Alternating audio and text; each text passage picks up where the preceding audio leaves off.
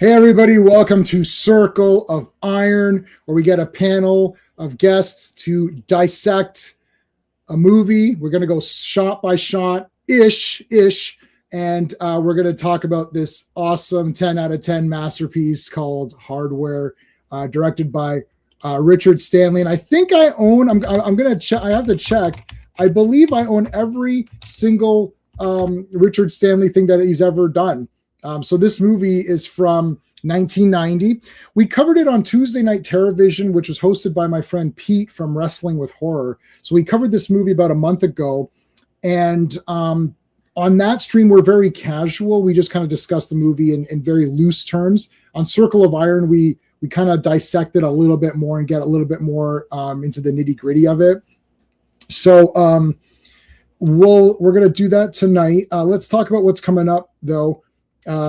Tomorrow night is Earth's Mightiest Mondays, where we talk about 4 Avengers comics. We got the Grim Reaper, we got Ultron, and Ant-Man goes crazy and attacks the Avengers. That's all tomorrow. These are great issues, especially Iron Man fighting Hercules. That was badass. And the Grim Reaper is just awesome. So that's going to be tomorrow night on Earth's Mightiest Monday, same time as right now.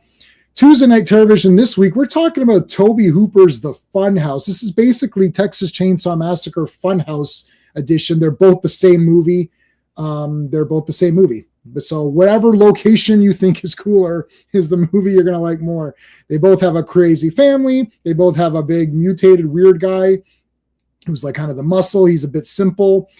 There's like the 4, stoner characters or whatever, except of going to the farmhouse, they go to the funhouse. It even starts with F, so that's how close it is. The same thing, but this is a great movie. I got the 4K on it.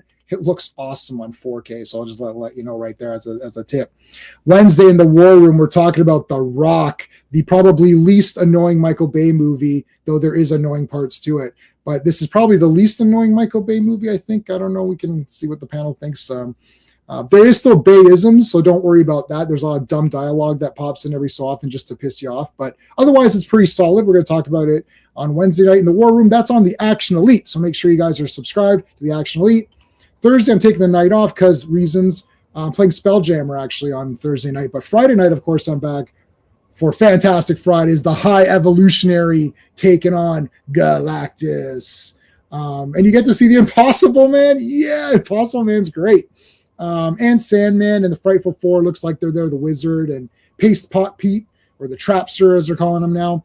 All of them return on Friday for Fantastic Fridays, so make sure you're there for that. That's the flagship, and I know there's a lot of people that love that stream, so make sure you're there. Let's talk about the Super Friends. These are the channel members. I know I got 5 more members the other day. I haven't had time to add them. I'll add you guys once the month concludes and it goes into the next month. But for the Super Friends that I have right now, let me thank them. Dan, Sean, Steven, Brennan, Mark D, RR, Philip Story, DJ3, Digger Jim, Quagnar, Just Joe, GT James, The Backseater, and Rogues. And we always thank Clobbering Times. He would hate this movie and never want to watch it, but we're going to thank him anyway because he's a good guy and he's our super friend anyway. So we thank Clobbering Times no matter what. All right, Sean can't make it tonight. He's got better things to do than to talk to you guys. But we're going to bring in, I guess, our co-host now on Fantastic Fridays and on a lot of the other streams. So let's bring him in first. You ever play roulette? Always bet on black. Hey, Hey, Steve. Good night. So looking for. So this is the first time you've seen this movie, heard of it, anything, right? Like, Yes. Yeah. All right. Yeah. It's good. It's good because and now Steve, the other Steve, there would have been 3 Steves tonight. The other, so Steven, who we call Ross, he's on tonight. But then the other Steve hasn't seen this yet. I'm going to show it to him on 4K, and he didn't want to watch the copy that I loaned him. He's like, I'll wait for the 4K. I said, that's fine. You can sit this one out. But we would have had the Council of Steves. Absolutely. That would have been awesome for Circle of. It could have been Circle of Steves. It's so at least a triangle. What do we got? Triangle of Steves. Yeah, that would have been awesome. Yeah, for sure. All right, let's bring Charlie in. I don't have a thing for Charlie, so we're just going to use Conan because Conan works.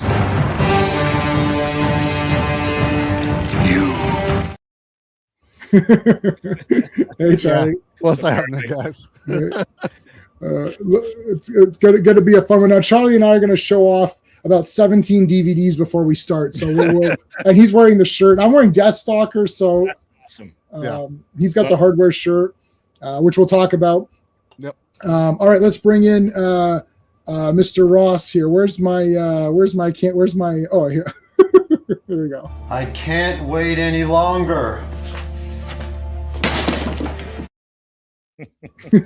I couldn't wait any longer. Oh, that's it. Is that the one with Shock in it? Yeah, that's the one with Shock, Yeah, right? this is the one that has the.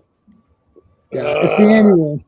So basically, this is directed by Richard Stanley. Yeah, we're not going to see it, Ross. You're just disappearing. It's this behind. Yeah. It's Judge Dredd. Yeah. So this story. Well, okay. I can share I actually have I actually had a better version of this because I have a scanned version of this. Unfortunately, I thought I had it on my desktop, and then I realized 1 minute before we started that I don't have it on the desktop. So I quickly downloaded just some scanned images that I found online, so we could go through those. It's literally like 7 or 8 pages or something. Well, it's a short thing. Yeah, it's something that the guy had in his drawer, and they needed to fill 7 pages of the annual. And there's literally like 2 or 3 captions that they added stuff to make it tie into the Red World.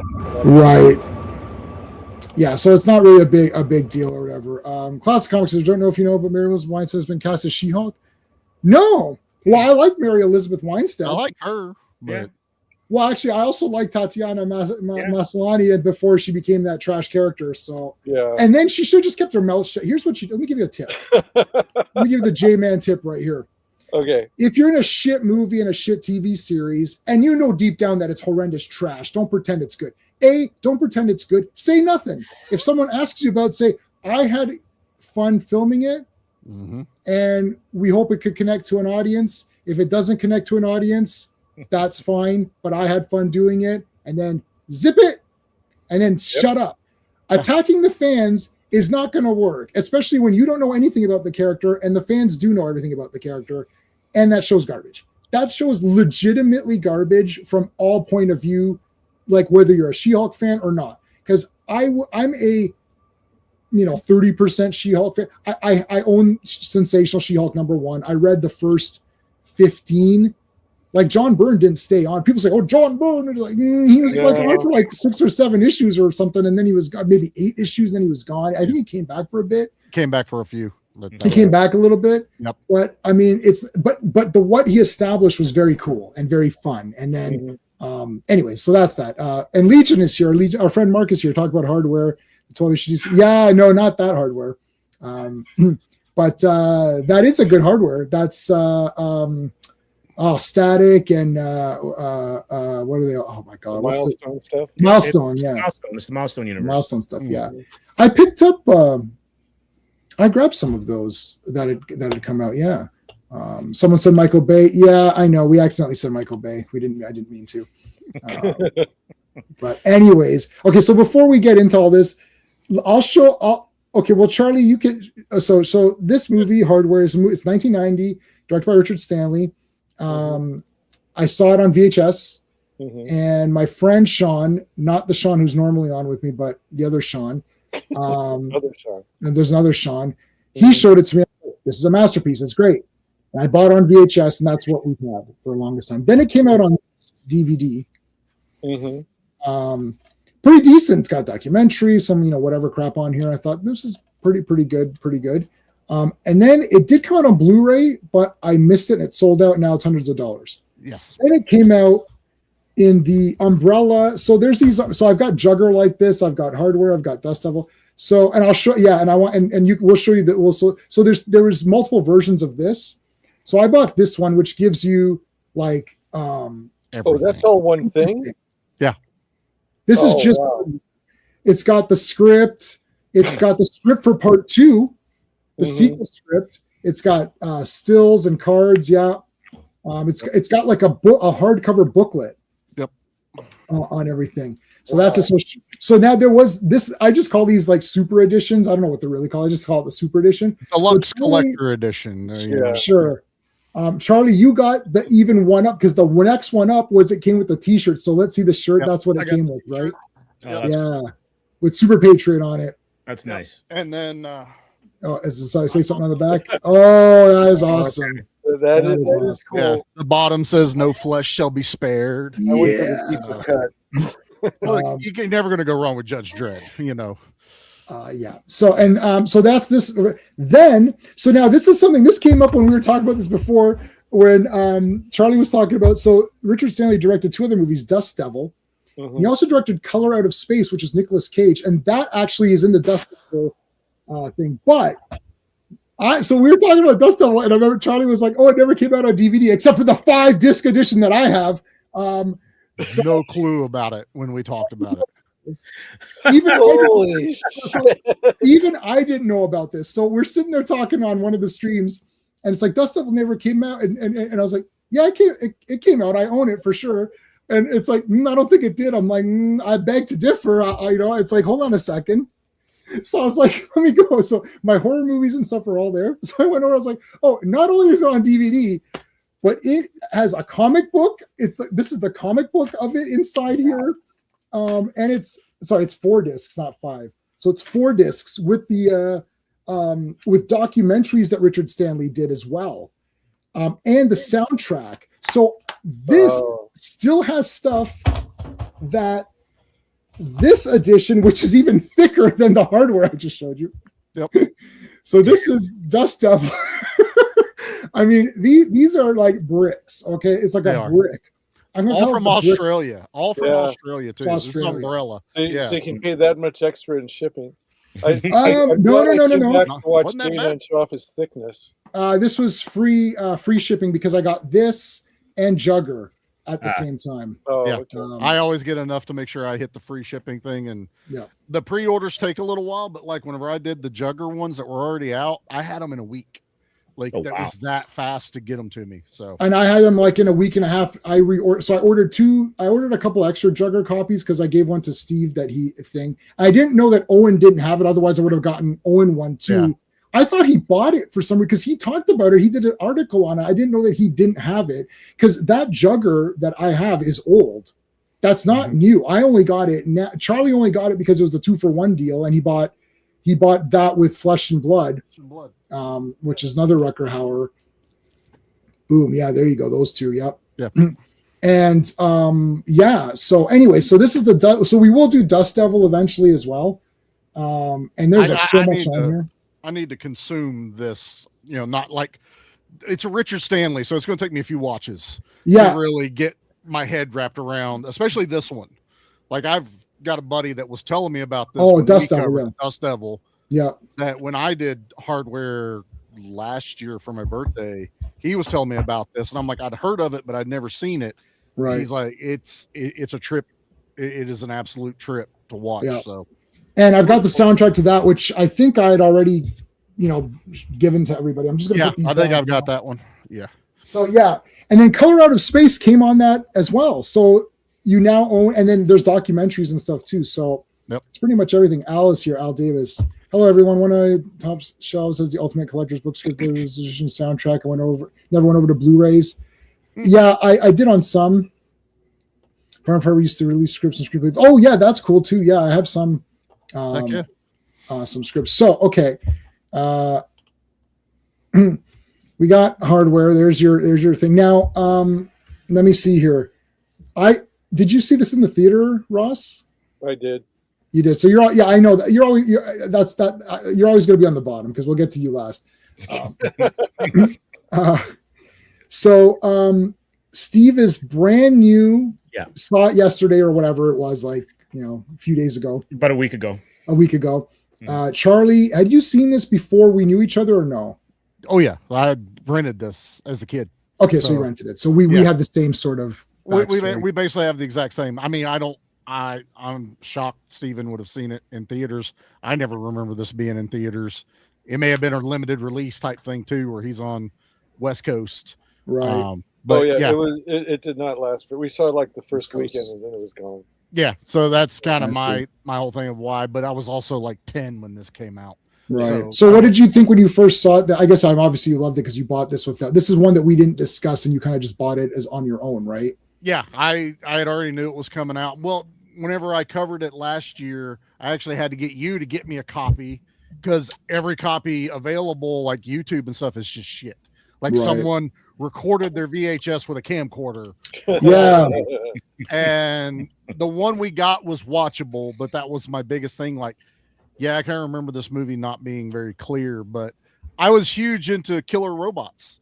Like my dad got me into watching, like stuff like Moontrap or Oh man, that's a great movie. yeah, I have that on VHS too. Yeah, Silent 3. Sound 3 I have on Blu-ray. yeah, Death Machine, stuff like that. I have that on Anything DVD. with a killer robot involved with it. And I loved robots, robot jocks, shit like that. So Oh yeah, for those this all was great. just a natural one that Dad and I rented.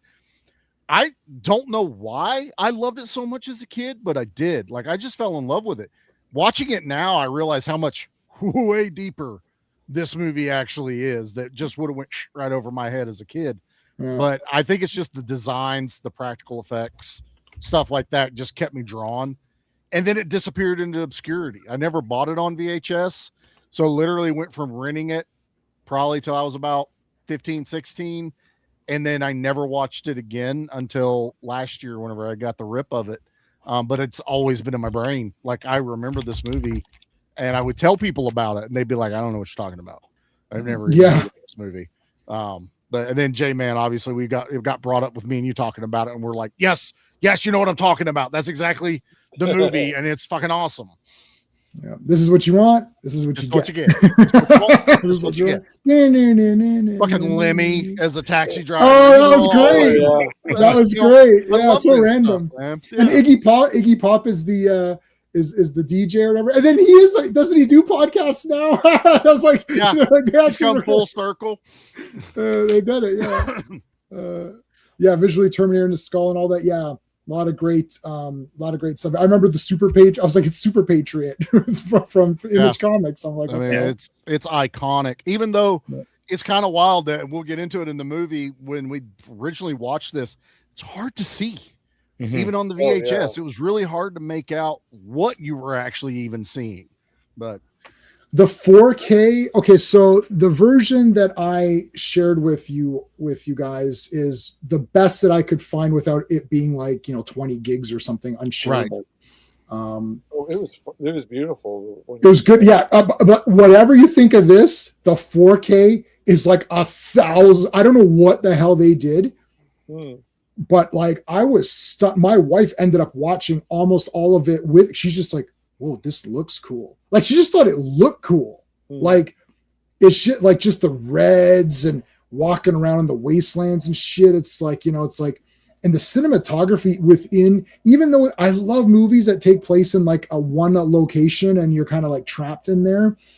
Awesome. Okay. So I saw it, of course, on VHS through my friend Sean, and we would watch lots of weird movies. He showed me Zardoz, of course, which I also love unapologetically and unironically and unapologetically. it's fun. It's fun. I think it's a good movie.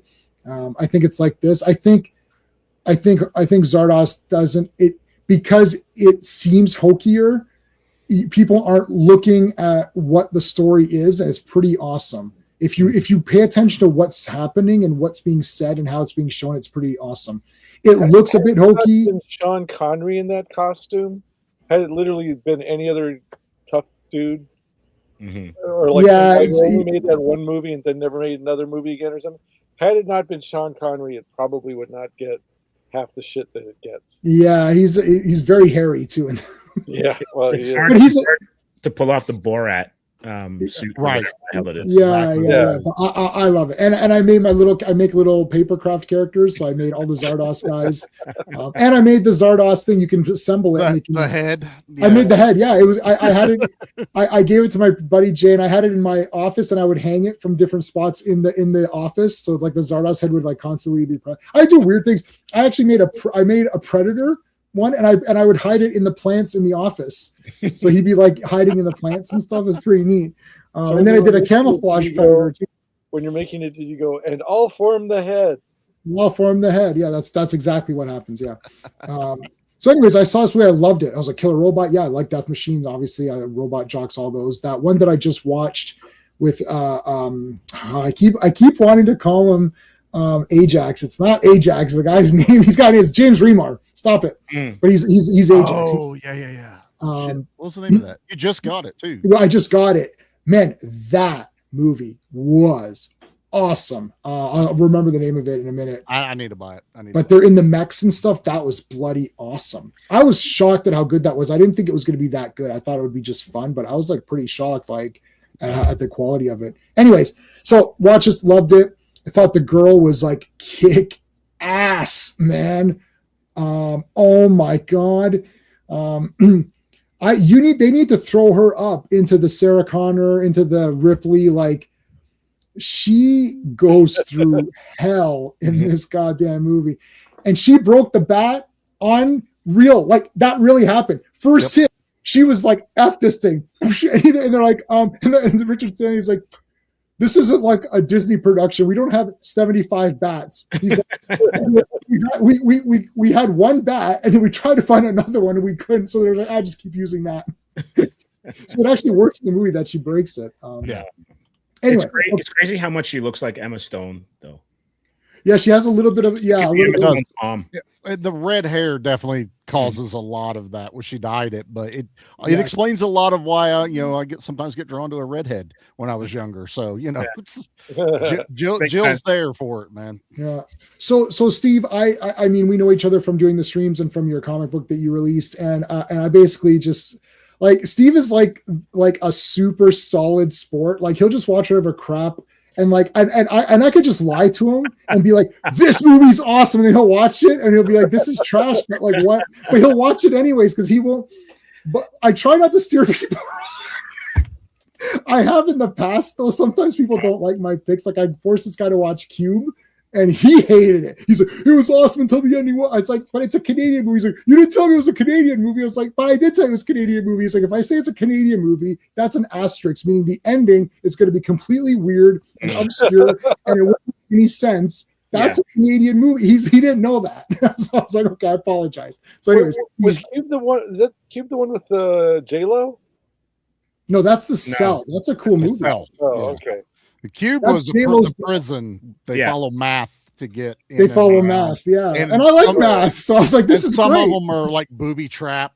Yeah. It literally cuts a dude into multiple little tiny pieces. Yeah. It's a trippy movie. I enjoy it. Having seen that, but I remember nothing about it.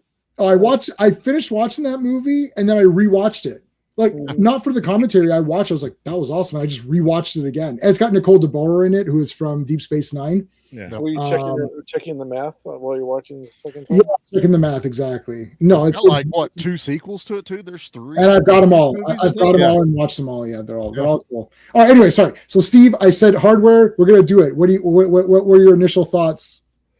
It was kind of interesting because like it to me it was like, okay, we've just come out of the 80s and it's like a lot of like World Warrior and Terminator type stuff. Yeah. And it seemed like this was on the back end of it. And so it was fun. It reminded me of like the time I was growing up and watching movies, and some of them were crazy and some of them were high budget and some of them weren't. And what struck me about this one was like, is it Dylan McDermott or whatever his name is? Yeah.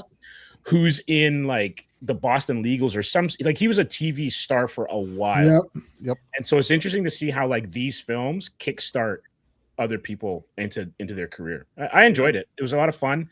The robot, for some reason though, it's not Terminator that it reminds me of, the robot head. It's Brainiac. It reminds me of some of the Brainiac iterations that you get sometimes. Yep. And I enjoyed it. So you didn't steer me wrong on this one. This was a fun watch. Yeah, I don't know everyone's. See, like Charlie, I know. I'll watch it and I'll be like, this is Space Hunter. Any of these ones, I can't remember all the ones. I was like, as soon as I finished watching, this is for Charlie, 100%. And like Jugger, like if you don't like Jugger, it's not possible. Like it's not possible that you won't like it. Like you're gonna be like, this is the damn. We agree. Charlie and I almost agree on almost everything. Sometimes we disagree, but even when we disagree, we both kind of admit that it's still kind of neat. Like it's like we don't really disagree in like, unless it's like something that's not for everybody. Like you don't like Terrifier. Exactly. That's probably our biggest disagreements there. But, right. Yeah. But I would not have recommended Terrifier to you. Like that wouldn't have been one that I would have been like, oh, Charlie, because I understand your thinking now, right? Like, right. I would say like is it your favorite movie or one of your favorites is Demolition Man, right? Yep. Which is not a surprise. Like I'm like, oh yeah, that makes sense. That would be one of yours based on what I know. So I'm pretty good on that. Steve, I don't know well enough yet.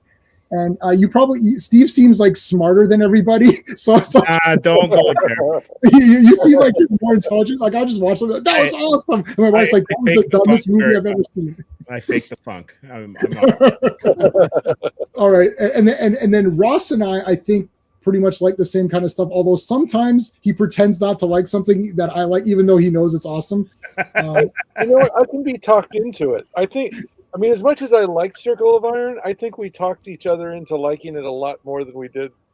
Of course, it's awesome. I didn't even want to talk to me about it. I walked into the stream, like when we came into the stream, we were kind of like, we were like, yeah, it's pretty cool. And then like the more we talked about it, we were like, right. Dude, it's one of our favorites. Let's change the name of the thing. Yeah, we changed the name of it. I think we were all like secretly, all of us going like, this movie was fucking awesome, but I don't want to seem like the only one here. Right. But then it's like when everyone else, you're like filling out the vibe, and we're like, oh, we're all on the same fucking page here. Yeah. It was awesome. While I was watching The Green Knight, I didn't love it while I was watching it, and then the more we talked about it, I think about that movie all the freaking time now. Yeah. So, yeah. Even Owen messaged me on Green Knight. Tonight.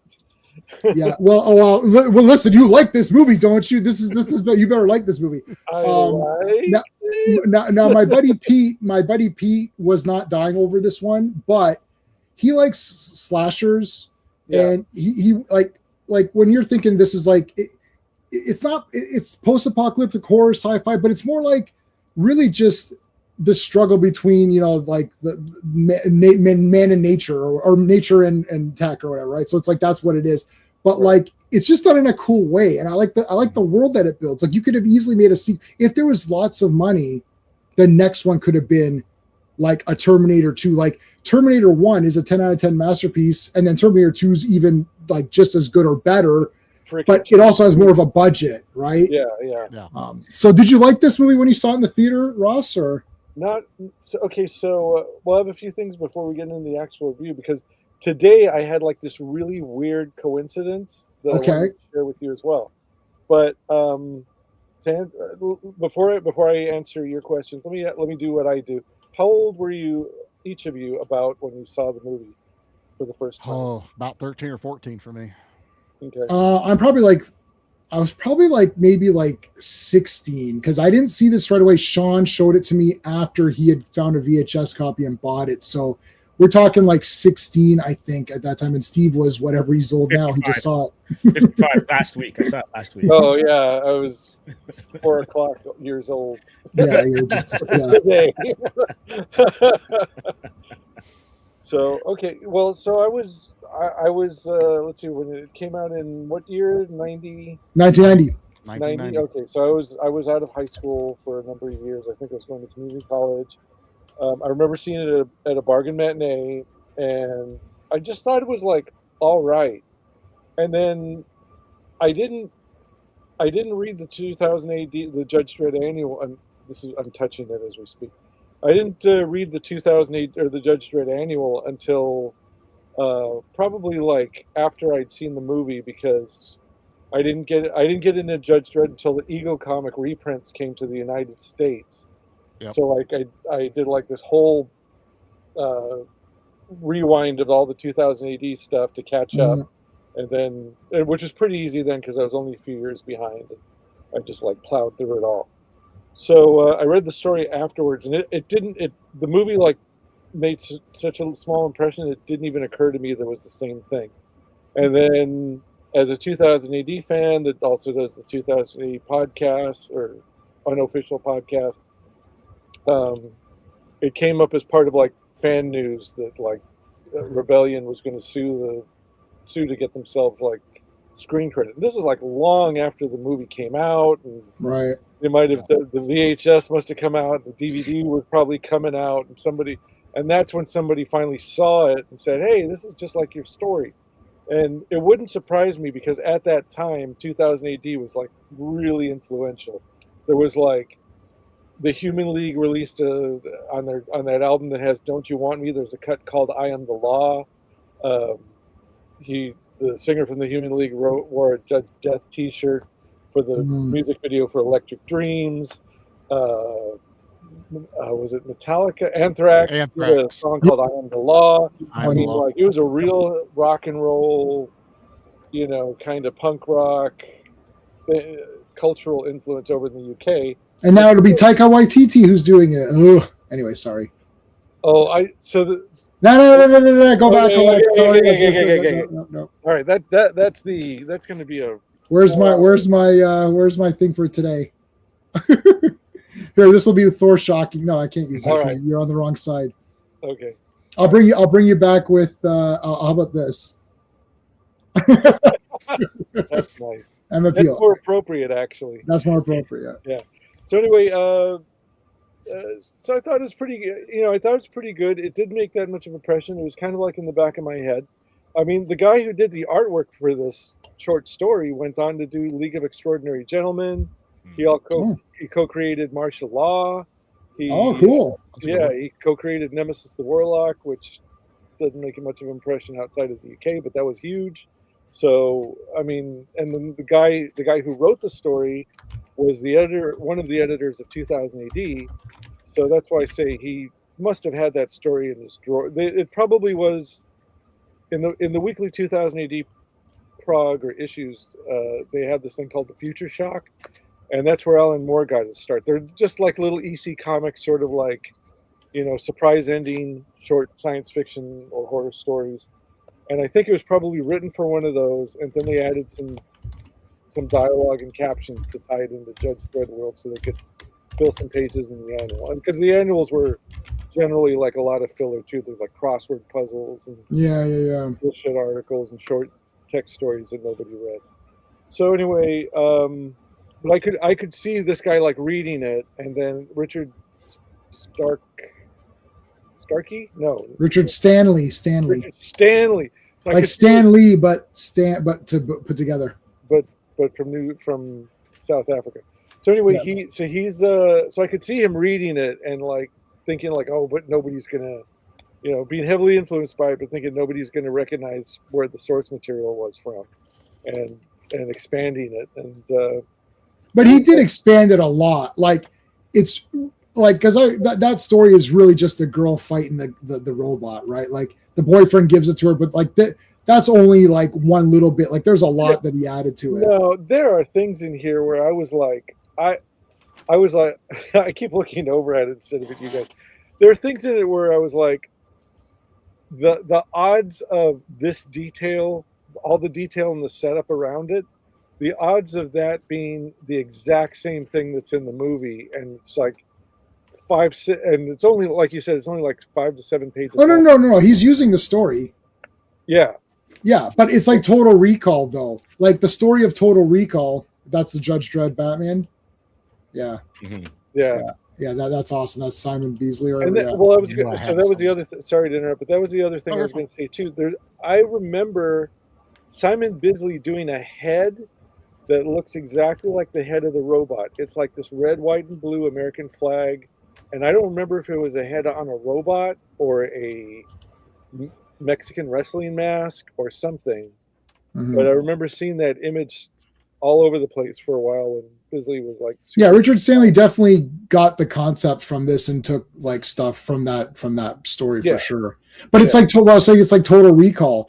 The story of Total Recall is like just the first is only like it's like maybe like 20 minutes of that movie. Like basically Cohaagen and everything on Mars is all like Verhoeven and his guys. So it's like even though it's that, like it's way expanded. Right. Well, the end, the way the comic story ends too. I mean, they have to do like the surprise shock ending. Right. So, they did the shock. Yeah, shock. Yeah. And this one was, and in the comic, it's really silly. I mean, it's almost played for laughs, silly. Right. This one was a little more toned down. But so here's the weird coincidence thing. Mm-hmm. So I remember the Film Threat guys were talking about a movie called Society, which you've all probably seen. I have never seen it, but it sounded really interesting. And there was a documentary that was made as a follow-up. The guy who wrote the screenplay said that he was actually like part of a rich family, and what happens in the movie, minus all the monster body horror effects, actually happened to him, and he had been gaslighted. From Society? Huh? What? No, Has anyone who's seen Society? I'm getting to the word coincidence. Okay, you're telling me that, except for the weird shit. I can't even show the cover. I can't even show my Blu-ray cover on the stream. Okay, so yeah, no, he was born into a rich California family that was into those weird occult parties, and he was gaslit because it was like during the Satanic Panic. It's like, oh, that didn't happen, and he has plenty of evidence that it did happen to him. And so eventually he made nice with his family, his mom and dad, basically on their deathbeds. But it's a ride. So they talked to him, the writer who wrote Society. They talked to, and he's sitting in the same room with Brian Usna, and they have like 30 seconds of Screaming Mad George, the special effects guy, on screen talking about it, and then they have like this 10 minutes where Richard Stanley's talking about it.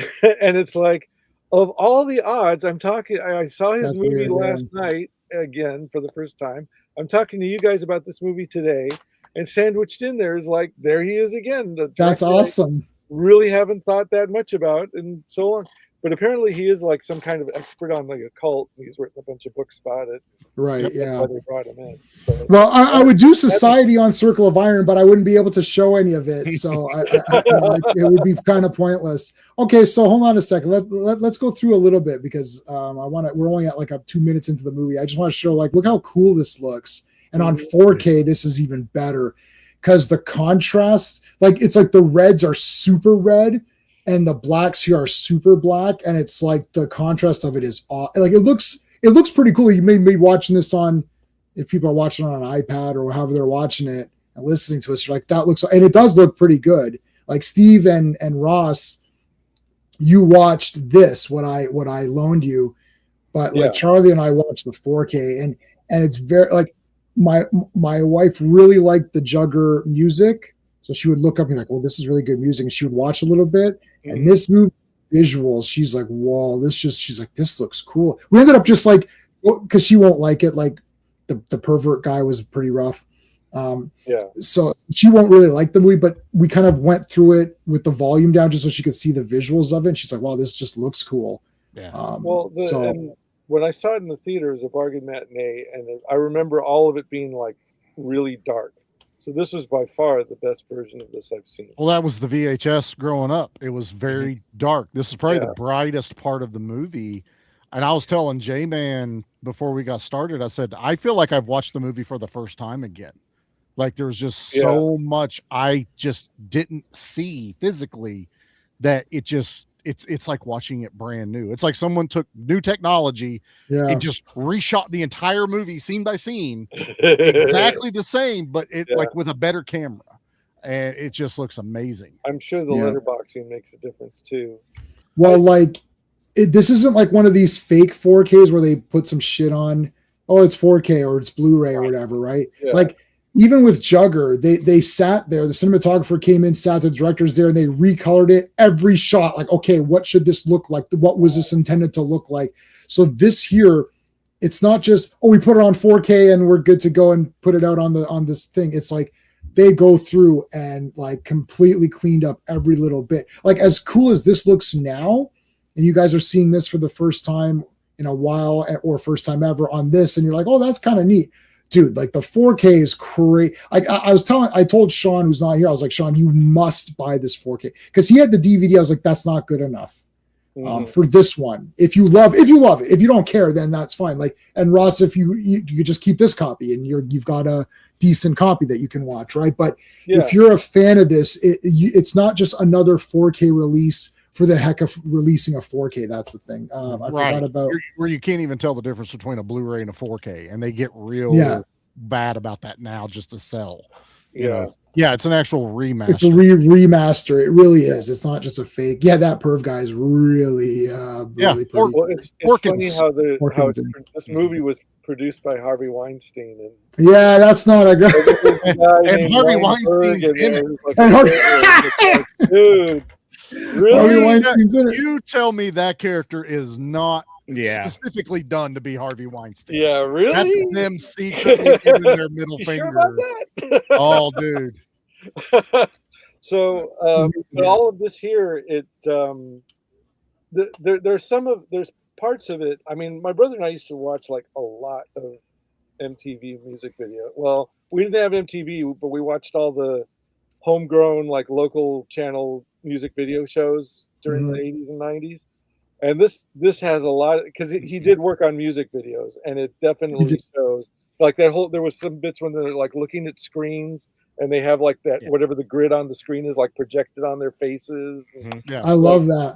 Yeah, because that doesn't happen. I know, but it's like it does in music videos from that time. Right. And this is like I could just see Duran Duran over the hill doing Union of the Snake. You know. Well, that's the lead singer of Nephilim. He did the music video for them, and the music video, that's what he was dressed as, the Nomad. Oh, so okay. basically they redid him again because it just looks so awesome in the music video. He was like, yeah, I'll come in and do it, and they brought him back to play the Nomad. Well, now this has the movies on are I think it's probably on your disc too, Charlie, but the Crimes in a Future World, or what the hell is it called? It's the movie that's before this. Oh my god, it's a great title. I'm blanking on it. It might be the one that's on the blue, because the 4K is just hardware. Yeah, but there's another. So there's it must be it's called like I don't know. I'll remember it as we go through it. But anyways, that's like Richard Stanley's like short film that he did in school, which is kind of like this, and that's on there too.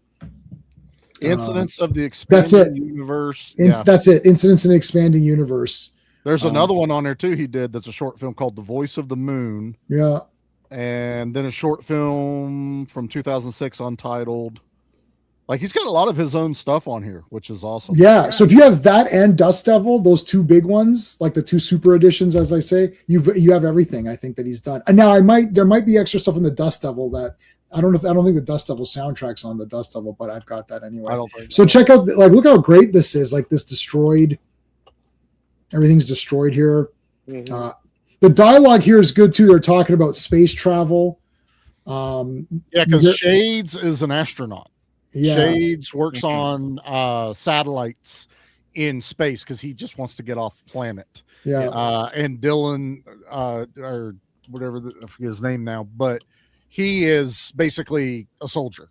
Yeah, it's Mo or Moses or whatever. Yeah, which is true to the comic. Do you want me to kind of like kick in with some of that stuff? No, after we're done, we'll show the comic. I'll show it on screen. Okay. Yeah, I have the actual thing. I mean, I had the comic digitally. We could have read it properly, but I thought it's on a drive, which I'd have to go dig out over there now. Which I did dig out for Pete's stream, and then I thought I saved it, and for some reason I didn't. So that was dumb. You shared it with me too. I forgot that I actually had the book. If you have it, you can put it on the drive while we're talking, and if you have it done, if it uploads by the time it's done, then we can look at it. I love this guy. I guess little person character who's pretty neat. Buying the different different junk or whatever it is. He was in Willow, wasn't he? Yeah, he was in Willow. He's the mayor. Yeah, he's like kind of an ass or whatever, right? Yeah. I like Willow. Which finger holds the key? No, okay. It's your own finger, dumbass. Ugh. It was so, even as a kid, I was like, kid, yo, dude, it's your own finger. Come on, I figured this out. Look at that. I love the visuals here. Again, so we went from that really great black red contrast to now we've got these like blues because they're getting kind of into the city. And then even when he comes, I'm trying to see if I can get to where he's coming down the hallway. Well, there's Moses right there. That's a great pause. He's the one the birds shit on. Yeah. Yeah, the scene where Shades sees the Nomad and they is awesome. That framed, yeah, perfectly centered down that hallway, and Nomad's just in shadow with the stuff coming off his backpack. It's so cool. Like, Stanley's got a vision for how things should just look and tell a story. Yeah. Yeah, this is cool here with like them buying the different gear and stuff. And then, so I forgot this character's name. I don't have any of my notes anymore. I didn't feel like rewatching all the retaking the notes. Was this who was it? Alvy? Was this Alvy? No, yeah, Alvy. This character's name is Alvy. Yeah, the junk dealer is Alvy. Yeah, yeah. So he leaves for a little bit, and that's when the Nomad pops in.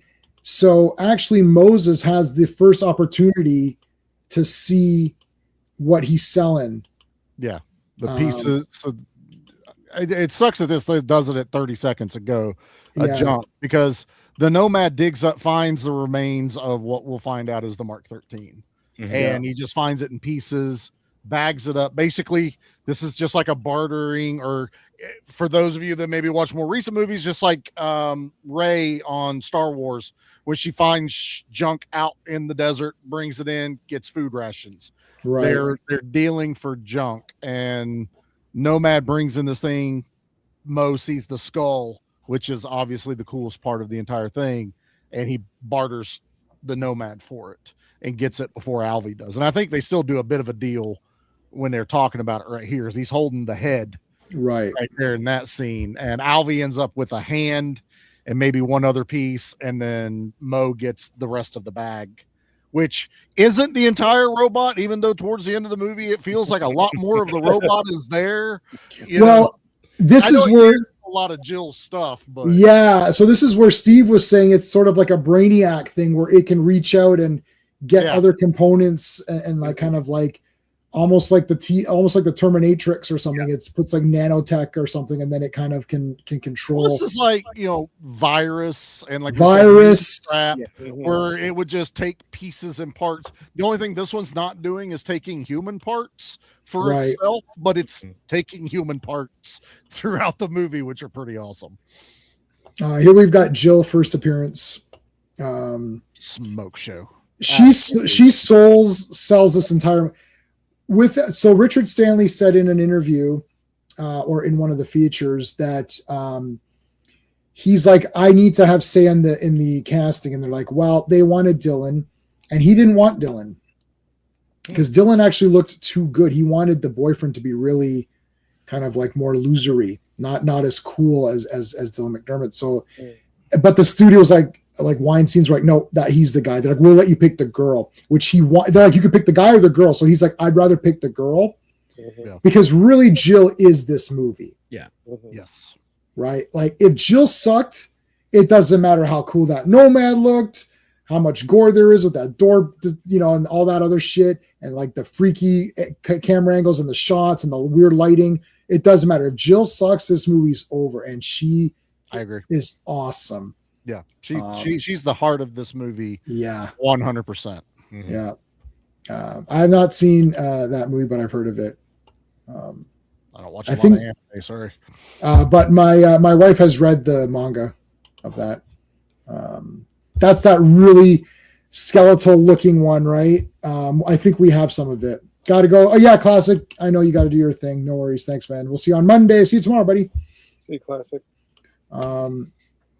This also Jill. kind of reminds me of an Albert Pune movie too. The way dude, this has it feels like Cyborg at the beginning. There with all the wasteland, industrial type stuff. I got that too. Yeah, a lot. Mm-hmm. Yeah, and a little bit of Nemesis, the good Nemesis before they came with the good one.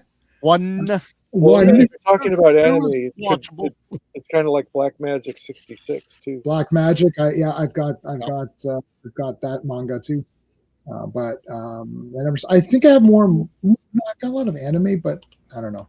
We'll have to get Charlie into some of these animes. But okay, here's Jill, first full appearance, or whatever as comic terms. She's doing art. She has her little art thing going where she takes random things and puts them together. It's good because it establishes her as being kind of like a fix-it person, so she can fix things, and she's good with her hands. She's good with tools, which is going to come in handy.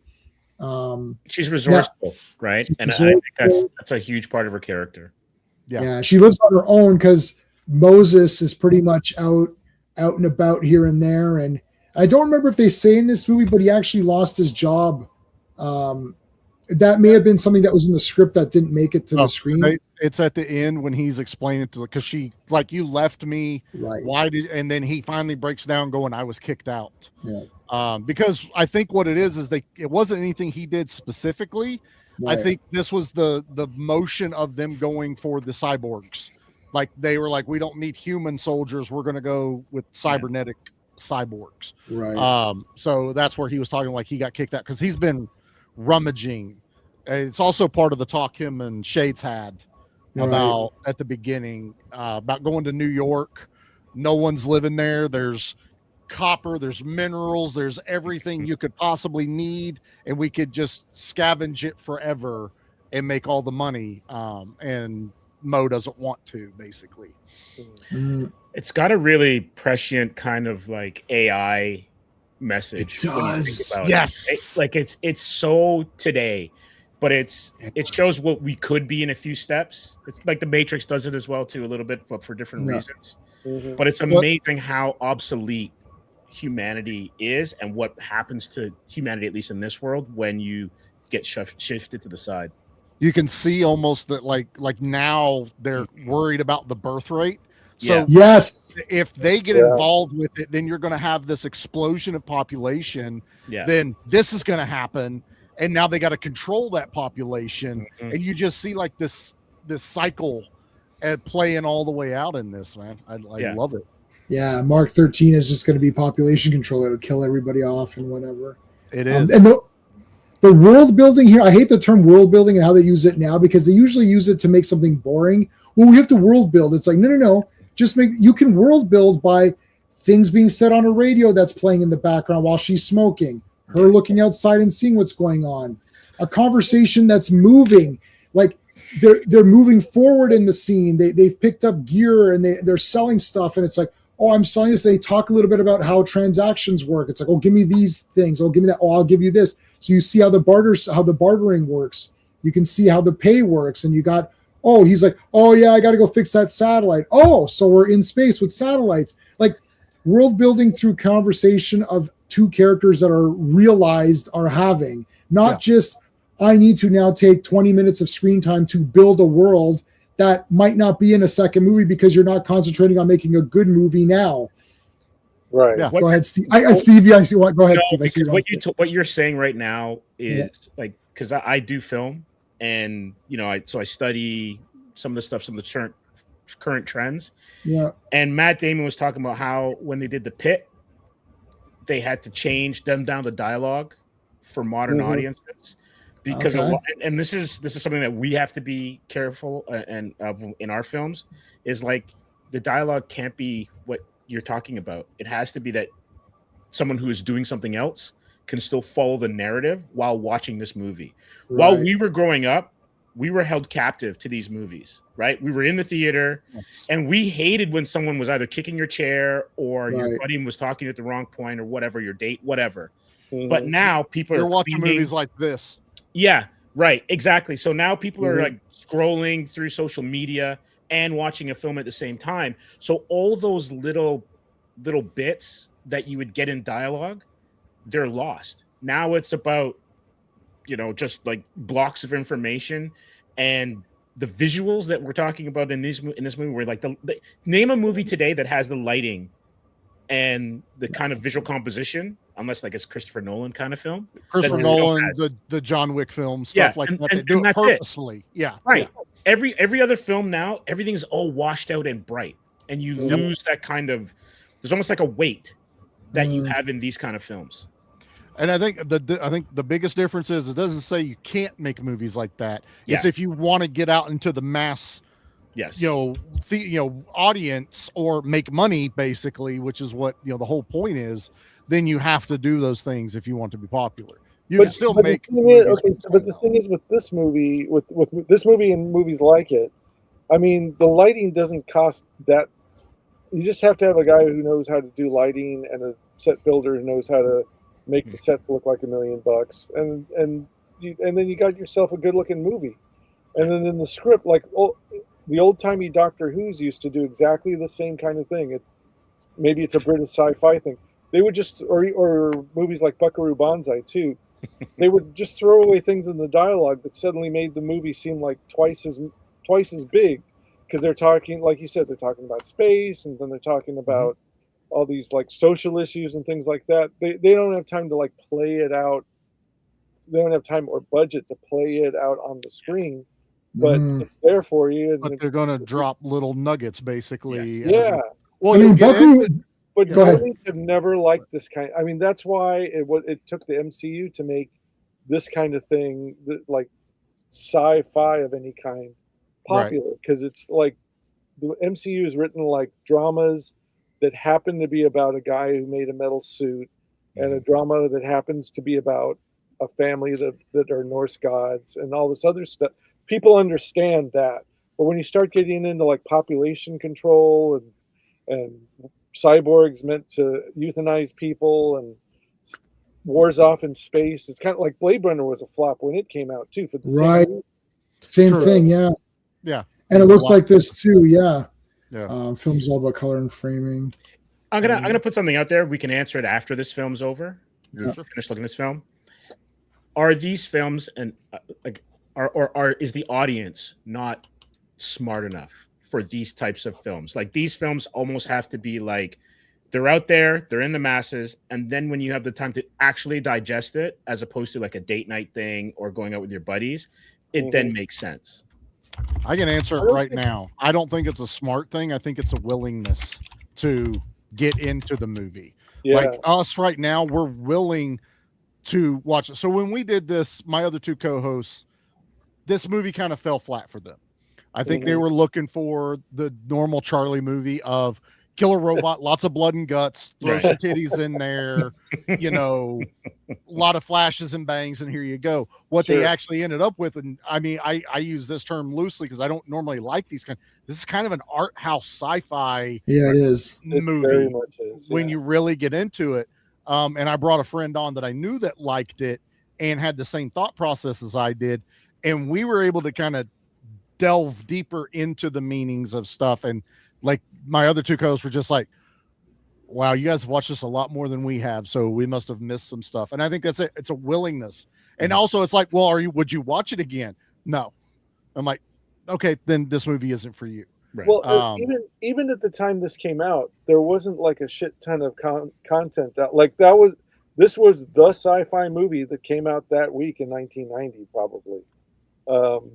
So it was kind of like, so you're just paying it. It's like, oh, it's a sci-fi movie. I'll enjoy this and savor it and pay attention to it, whether I like it or not.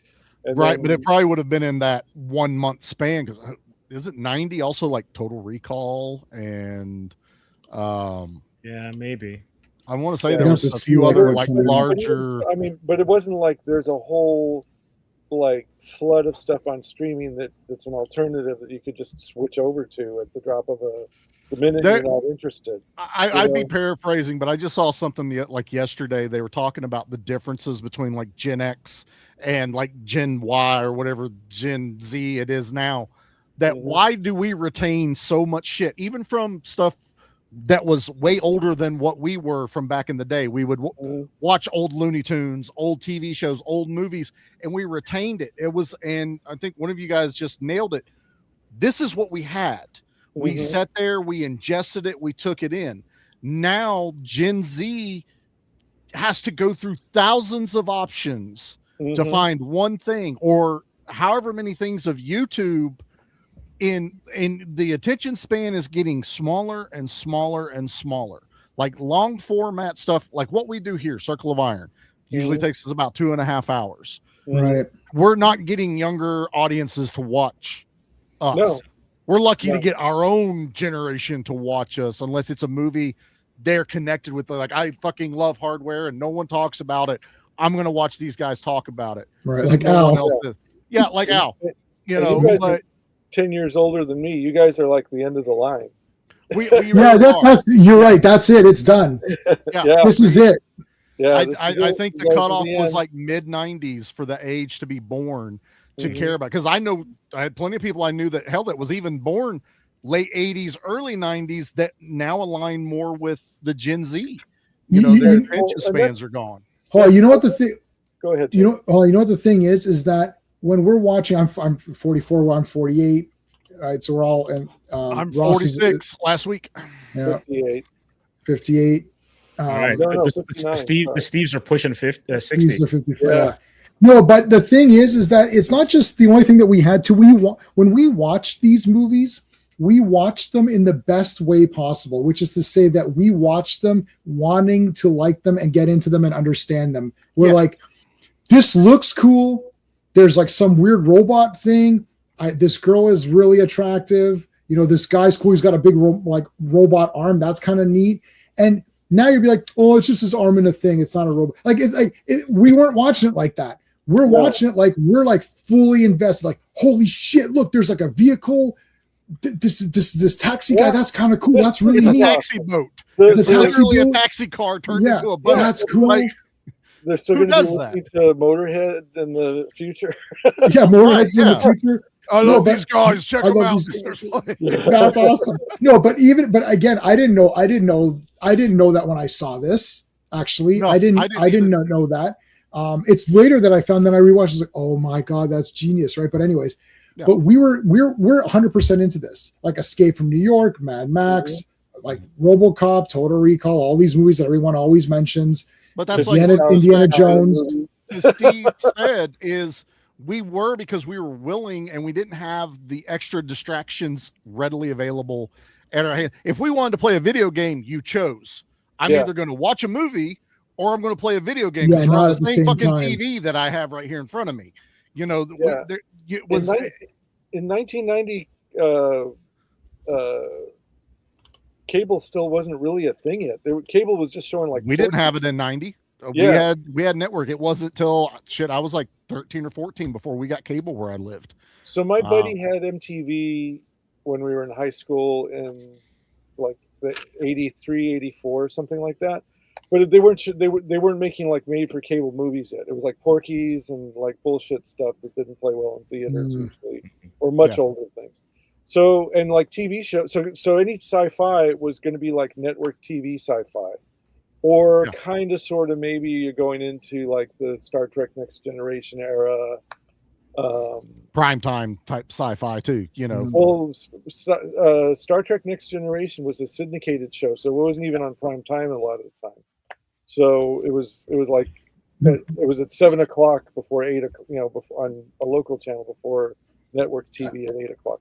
So like all that stuff, it was kind of like you caught those and you may or may not have had a VCR even still by that point too. So all of those things were treasures that you just grabbed as they came along, whether it was good or not. My problem with this one though is that I think the reason it didn't impress me as much as it did you guys is because I was already reading 2000 AD at this point, and I had already seen like a lot of the direct-to-video dystopian post-apocalyptic movies. I'm not the Italian ones that some of the Italian ones. Yeah, the Italian ones were actually kind of hard to get where I was for some reason. They're still hard to get. Yeah.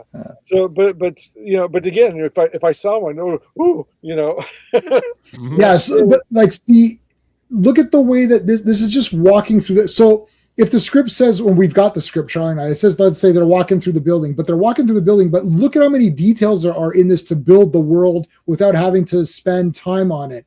There's all this crap going on. And he even says, he goes, well, this place is run down. What happened? Oh yeah. Well, it's like all this shit. It's like somebody blew up something. Like, oh, okay. And there's like a baby. There's literally a baby attached to its mother who's just passed out. I don't know if I'm going to be able to get like click, but like there's an animal with like spray paint on the side of it. Yeah, like it's like it's so messed up. Later on in the movie, there's even look, perfect. I got it. There it is. Oh, that nailed it. Nailed it. She's all passed on something. The kids crawling around. Later, there's going to be a commercial about we have unradiated reindeer meat. Yes, right. That's where they've got. That's a very 2000. Oh, it totally is. It totally. Yes, but that I mean, they predicted the way downtown LA and Hollywood look now, so that's amazing. It's pretty accurate. Yeah. Well, here they are at the building, and it's like, okay, at her door, and there she is making her stuff. Now, I now there's going to be Idols on the roof dancing to Dancing with Myself with those mutants. That's kind of dancing with myself. Yeah, but look, this is cool. So she's like working out, and it's funny because like she still looks really good, even though she's really dirty and like but like there's something like I don't know. There's just something cool about her, anyways. It's just like yeah, she's good, but like it's just weird. But I like that she's like on her own, and she's dealing with a lot of crap because she's going to be dealing with the robot and that perv guy. Porkins or whatever. So she's going to be dealing with both those things, and the boyfriend who's kind of not around. And I mean, and they never say like, "Oh, this is a strong female character." It's like it's not thought about that way because she's just a character. She's almost portrayed, and this was something we talked about when we did it. And it's never brought up. It's just something me and my buddy thought of. It's like she's almost like preserved. She is in this high-rise building. She's this porcelain doll, this flower who is hidden behind a locked door that has limited access to, and everyone wants her.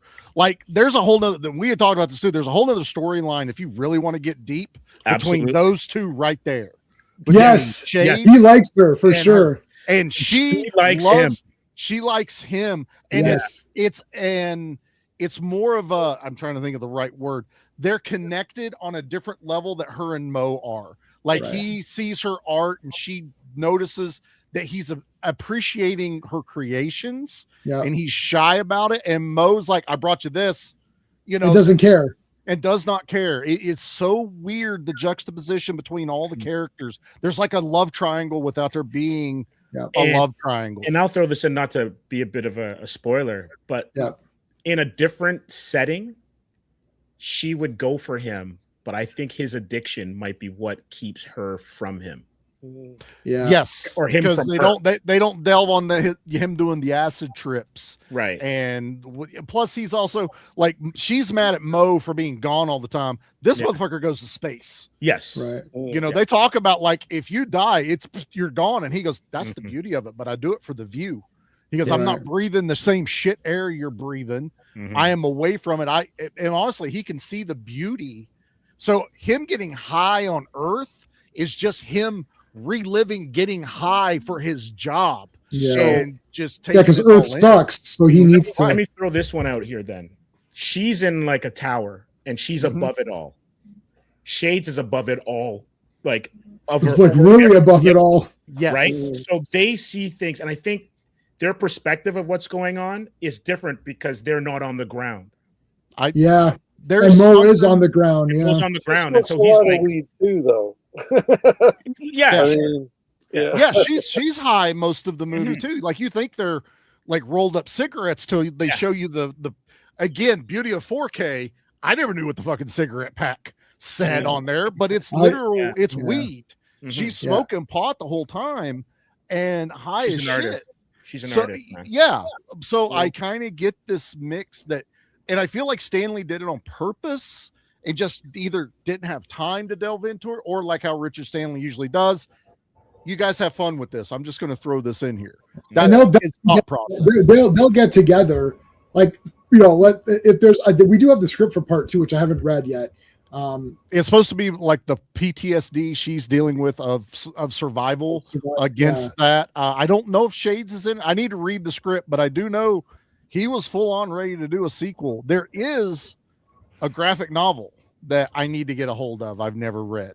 So I want to check that out too. That was later on. Yeah. Oh, this is a great shot to pause on. Look at his face. He's like, this sucks. Like that should be me with her. You could see, I don't know if you can tell by the screen, but his face here is perfect. He's third wheeling it right there. That whole scene. And that's also like, she never embraces Mo until that whole interaction is done. Like he's sitting there pouting because I brought you this. Isn't it cool? Look what I did. I spent money for you. This is also a Christmas movie, by the way, for everyone. Yes, best Christmas movie ever. But she is still drawn to the bad boy, provider, protector, hunter, all this other stuff. And I think I know the reason. As a kid, I love this movie. The shower scene was fucking amazing. And then there's this is what you want, this is what you get. Which ironically was in a Miami Vice episode in 1984. Season The song? Yeah, that song. It was in Little Miss Dangerous. Oh hell my yeah. God. That's awesome. So that's when I heard it. I'm like, oh my God, I can't believe that this song is in this. Yeah, so I guess 6 years before this movie. That is awesome. I didn't know that either. That's awesome. So how much so yeah, they were getting busy, so I skipped through all that. Just No, yeah, I was gonna say this is gonna be really hard to do. Yeah, But good luck, buddy. We do need to explain though that at the whole time we're seeing the Mark 13 helmet. It's upside down, but the lights turn on. Yes. And we're going to start learning that it can regenerate itself and get power from anywhere. But it's also, I laughed at this today because I had the thought, it's Jason Voorhees. Yeah. People are having sex, making babies, and I need to stop it. So Yes. it got triggered by I got their that. procreation. And It's their son. It's basically their son also. It's like it's like the the procreation. Yeah, it's like, oh shit, people are making babies. I gotta stop. I gotta kill them right now because that's my thing. I caught that. Like not the first time I watched it, but no, whenever I watched it on VHS, like I caught on to that. Mm-hmm. And then but it's almost like it's like yeah, they gave life to the thing by doing it because they talk about having kids and stuff too. Yep. But then you've got this is the perv guy right here, Porkins, with his rubber glove. God, he makes himself so nasty in this movie. Yeah, he really does. It's amazing, and I am like, he's one of the things that's hard to look away from. You're like, oh my God, he's doing such a great job. My God, he's a piece of shit. There's a scene later where he literally makes himself like moist with liquid, like he like stuff on his mouth, his face, everything. Yeah. You're just like, he puts in you those are eye just- drops. oh, And it runs down his face and it makes him all wet. And then they zoom in on his teeth and they show and all then he's like, got the little... it stopped on those latex gloves, but they're the extra shiny kind. Yeah. And it makes it worse somehow. Because they look like condoms on his fingers. Yeah. Yeah. And they did say in the stuff that all that filthy dialogue he says was ad-libbed by him. He's Richard Stanley just let him go, and everything he says he came up with during that interlude he's watching. It's nuts. He should put that on his demo reel. But the character Well, if he's not dead, he's dead like now. it's not Weinstein, it's like Weinberg or something like that. I mean, they literally gave him a name that's, and I think it's Weinberg. I think it's after this. So I know Harvey had to be a piece of shit and Richard Stanley probably didn't like him, but I know afterwards Richard Stanley in 2017 dropped the bomb that Jen, the girl that played him, Harvey blacklisted her due to her not, allowing him to make sexual advances with him. And then it was like a few months later, all that shit dropped about Harvey Weinstein. So Richard Stanley broke it before it actually got broke. Oh, that's crazy. But that's why if you go through her IMDb, she's done like mainly bit parts in TV shows, background characters. She should have been a leading lady. Absolutely. Hands down.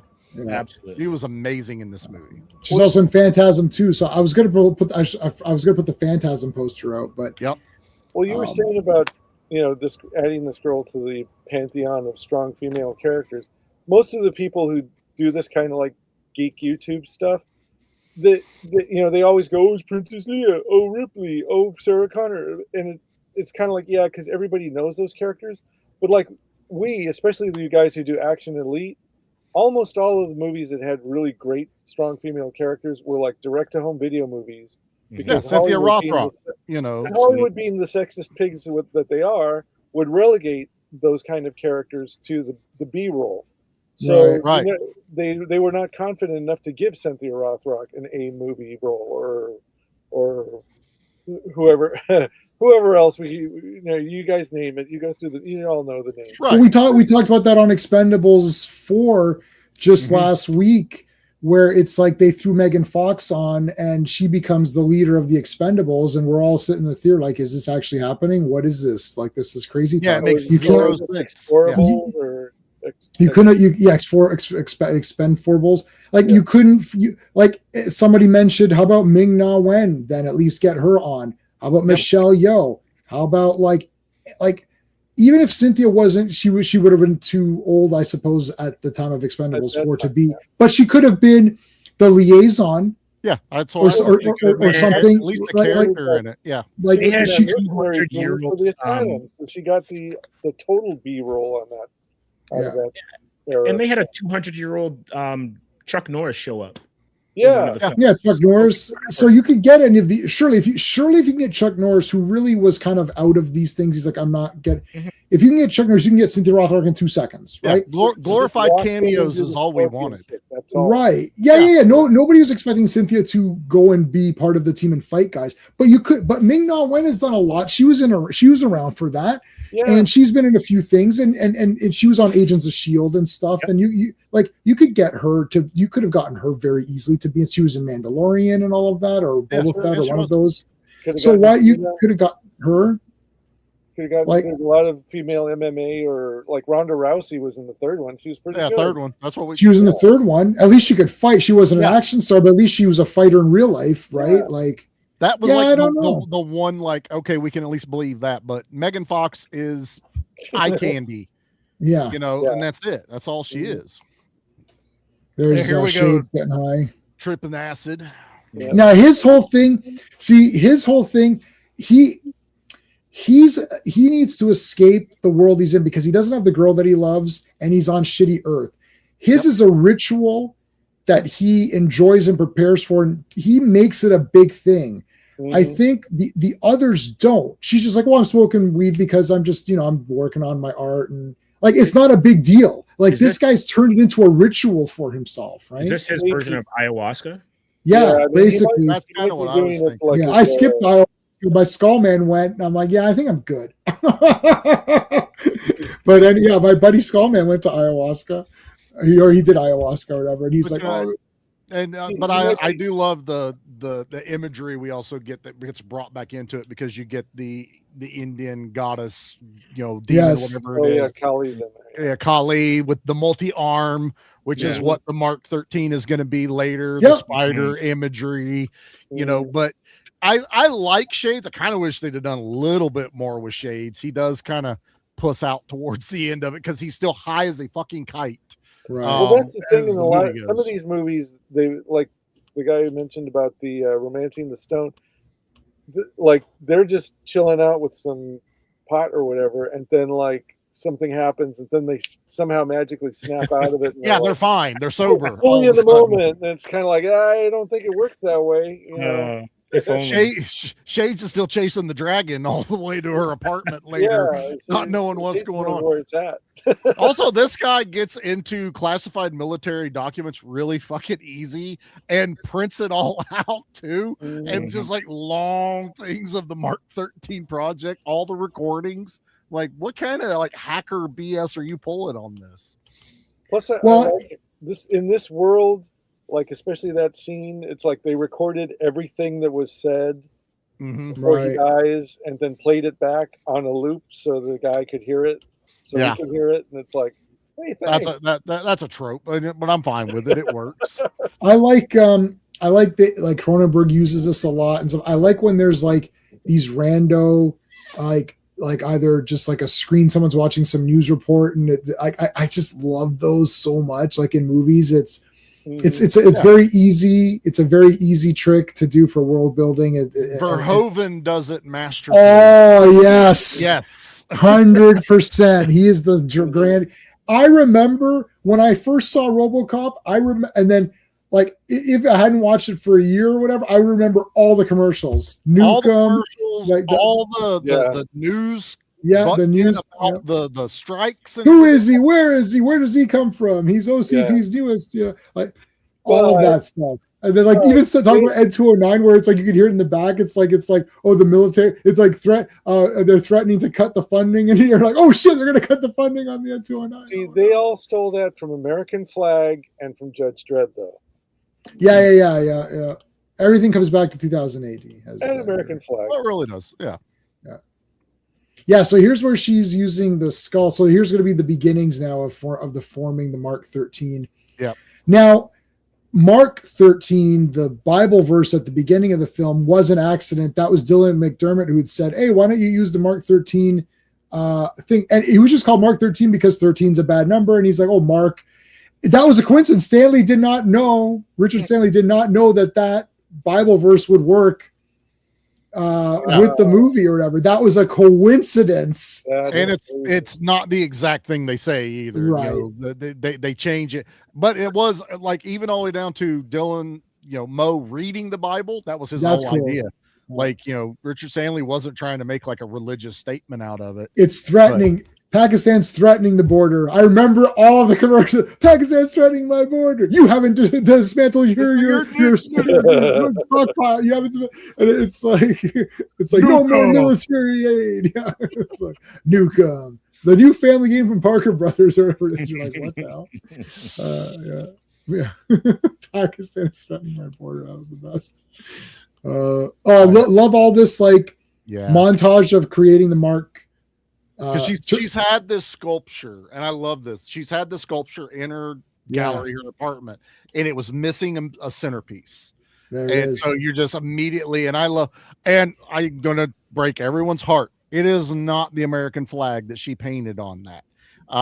Half of that is supposed to be the midnight sky with it's black with the stars. Yes. The other side is supposed to be more reminiscent to the sun, which is supposed to be like the rising sun flag, but it was supposed to be light and dark. Yep. And then because we all got shitty versions of this, we all thought it was the United States flag, and then the Patriot character in comics came out, and that was an American flag, so it's just been added. But she was not painting the American flag.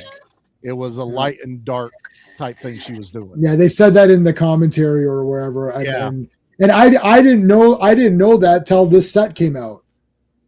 Up until I listened to them talk about it, I just thought, oh, that is the American flag. Like, I didn't know that wasn't the American flag or whatever. Yep. But it works either way, really. It's kind of neat. I think it does. Yeah, I don't you think guys see what you want to see. I'm saying America, fuck yeah. That's totally fine. But I like that. Hell, they don't even say that there isn't a United States of America anymore. You could even kind of infer that it's a new world order type global type thing, because they said New York is uninhabitable.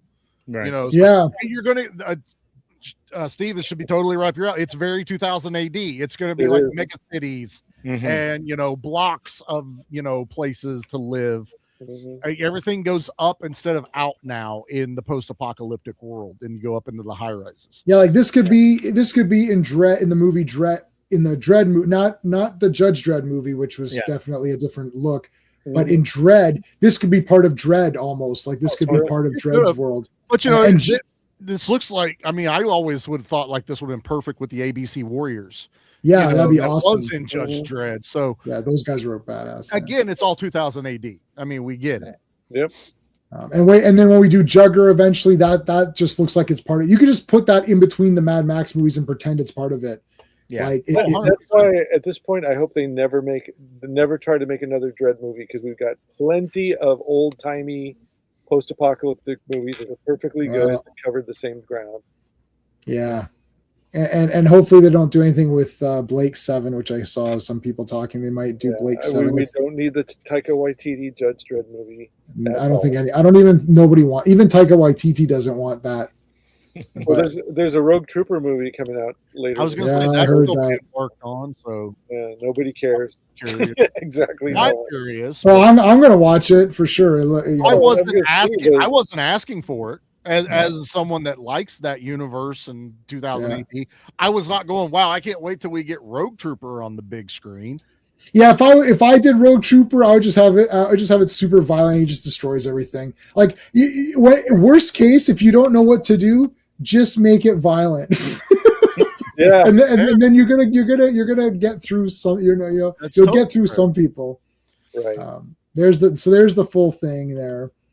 It's gonna start coming online or whatever. He's ordering a pizza. Can I get radiation chips with that? And then okay. They did have a really cool conversation. If we get back into the socialism of what's going on here, she's on welfare, so that gets brought up that there is like this government funded welfare that a lot of people live on. Even though she's working, she talks about doing work for all these other little corporations, building consoles or something. Right. And he goes, well, my paycheck that I get from the government goes to pay your welfare. And she's like, so what? I should go be a government person and we can have mutated babies because I'm outside all the time. So it's almost like there's an either or. Either you serve or you're provided for by the government on this welfare system. Yeah, in the Dread comics, like most of the city's unemployed, so right, the judges for everything. Love again more awesome visuals here. That's exactly what it looks like when I look on my computer. Yeah, it is. You guys can't see it, but that's what it's doing on my face right now. Mm-hmm. Yeah. Well, that's the Bill Gates facial recognition that.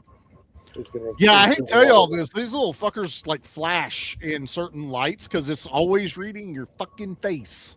Yeah. So if you ever see like infrared cameras of someone walking around with this and you're like, what's that flashing? That's your fucking phone, man. It's taking pictures of you 24/7. It looks like that right there. Porkins. Yeah. Taking dirty pictures of your junk all the time. And this is the VHS cover. Oh God, that's really gross. Well, the VHS cover is actually the Mark 13 later when it's looking at when it looks at Dylan McDermott. Yeah. But it's very. No, I meant in that. It's in it. You might want to flip that. That's a. Yeah. Well, you can't really tell what's going on exactly. Can't really tell, but she's not wearing anything in that scene. Yeah. So there. Yeah. So now he's messing with her on the phone. And there he is. My God, that dude had like 5,000 zoom on that fucking camera. Oh, yeah. It's like you're like Pirates of the Caribbean when Jack Sparrow gets his telescope out. It's like fucking a mile long. That's what it looked like. Also, they make that guy. I don't want to delve on it too much. They make that guy into a real piece of shit. If you pay attention to everything in his room. There's little kid shoes pinned up on the wall. Yeah, there's like books of pictures, and then there's another shot of when they first show him. There's one of those like blown plastic Santa Claus heads right up against the wall as it pans off away. Christmas time, he celebrates, but they just make that guy an absolute piece of filth in this movie. So I recognized Gwar on the TV screens, but did anyone know who this guy is? Yeah, Gwar. I recognize. I didn't know who this guy is. I didn't know if this is something legitimately done or one of those cool guys. Yeah. Oh, it's also Gwar with Ministry playing over top of it, so it's not even a Gwar song. It was Ministry. Yeah. Yeah, Versus is a cool movie. Versus is awesome. I have that on DVD. Well, sorry, but Rogue Trooper's already done supposedly, so they had screenings for it. I met Gwar. I have a picture back in the old timey days of like Gwar and the guy's crushing my head. I put my head in between the thing. He's like crushing it or whatever. They're not like local to me, but they're also Virginians. They live in they started in the same state over towards Richmond. But yeah, this is when it starts coming back to life, man. Yeah. All the little parts and pieces. It does the thing. So here's where this movie on VHS, it's like all of these parts are basically like the Batman. It's just all dark screen. You can't see anything. You see shadows. Yeah. And you're kind of like, what is it doing? Like I remember the big TV we had was a 27-inch CRT. Mm-hmm. Like that's what we're watching this on. And I could not see shit. Even at night, no lights on, just watching the movie, you could not make anything out. You know, that's why I'm saying until like the end, you don't really see the Mark 13 very clearly. Right. And you also lose all this amazing sets and practical effects that they did. And you can't see it. Like that is clearer than I have ever seen this ever. And it's lit, but I've never seen it that clear. Well, plus it can't be good when there's like so much stuff that's like filmed off of screens, and then you're watching something that's filmed off of a screen on your cheapo TV. It never got easier later. Screen at home. Right. Off of VHS tape. And VHS tape wasn't great quality to begin with, off of the regular rip. Yeah, on 4K it looks awesome. Movie changes in 4K. Yeah, there's all the printed off classified documents. This is hilarious. Please tell me it shows it. He lifts the he lifts the paper and he shows it. Does it do it? Hold on. One more. Or no, go forward. No, I gotta go forward. Yeah, I'm trying to go forward and then back. It's not going to do it. Okay. He finds his buddy. He pulls the paper off of him and he's like looking at the eyes are facing you. The very next time they show it, he's looking the other way. And I can't unsee it now that I've seen that. He looks in two different directions. That's continuity. It totally is. It totally is, but it still cracks my ass up every time it's so good. There he is. He's getting the phone call. He's still tripping. Tripping balls. Yeah. Shades is watching Color Out of Space right now. That's what he's doing right this second. Yeah, I never saw Color Out of Space. I haven't actually watched it. I've seen the trailer to it, and it just looks colorful weird and trippy as shit. It's Nick Cage. I'll watch it. Yeah. I love Mandy, so. I was bidding on some Forever People, so I got the Forever People. So Steve, I got the Forever People. I didn't say anything on this stream because some asswipes last night went and bid against me. We had like 25 people. No, I'm just joking. We had 25 people watching Fantastic Friday. And then all of a sudden, like 5 or 6, like I was bidding. I said, "Oh, guys, just to let you know, I got to pause for a second on the stream. I'm just going to check my bids. I'm bidding on some comics." And then literally like 5 or 6 people left. I was like, "What happened there?" And then I lost the bids. I was like, "Hey, what is this?" And then some people in the comics were like, "Hey, I just picked up a few comics." I was like, "You bastards." It's like, you guys knew I was bidding. I'm joking. That didn't happen. Yeah. It's just funny because it was, so I didn't say anything on this stream and, oh, what a surprise. I won. No. That's evidence right there. That was hilarious. Yes, I know I lost it, Al. That wasn't hilarious. All right, so Moses has found out about the Mark 13 and how dangerous it is, and that it can replicate itself. It does in that scene say that water is a vulnerability.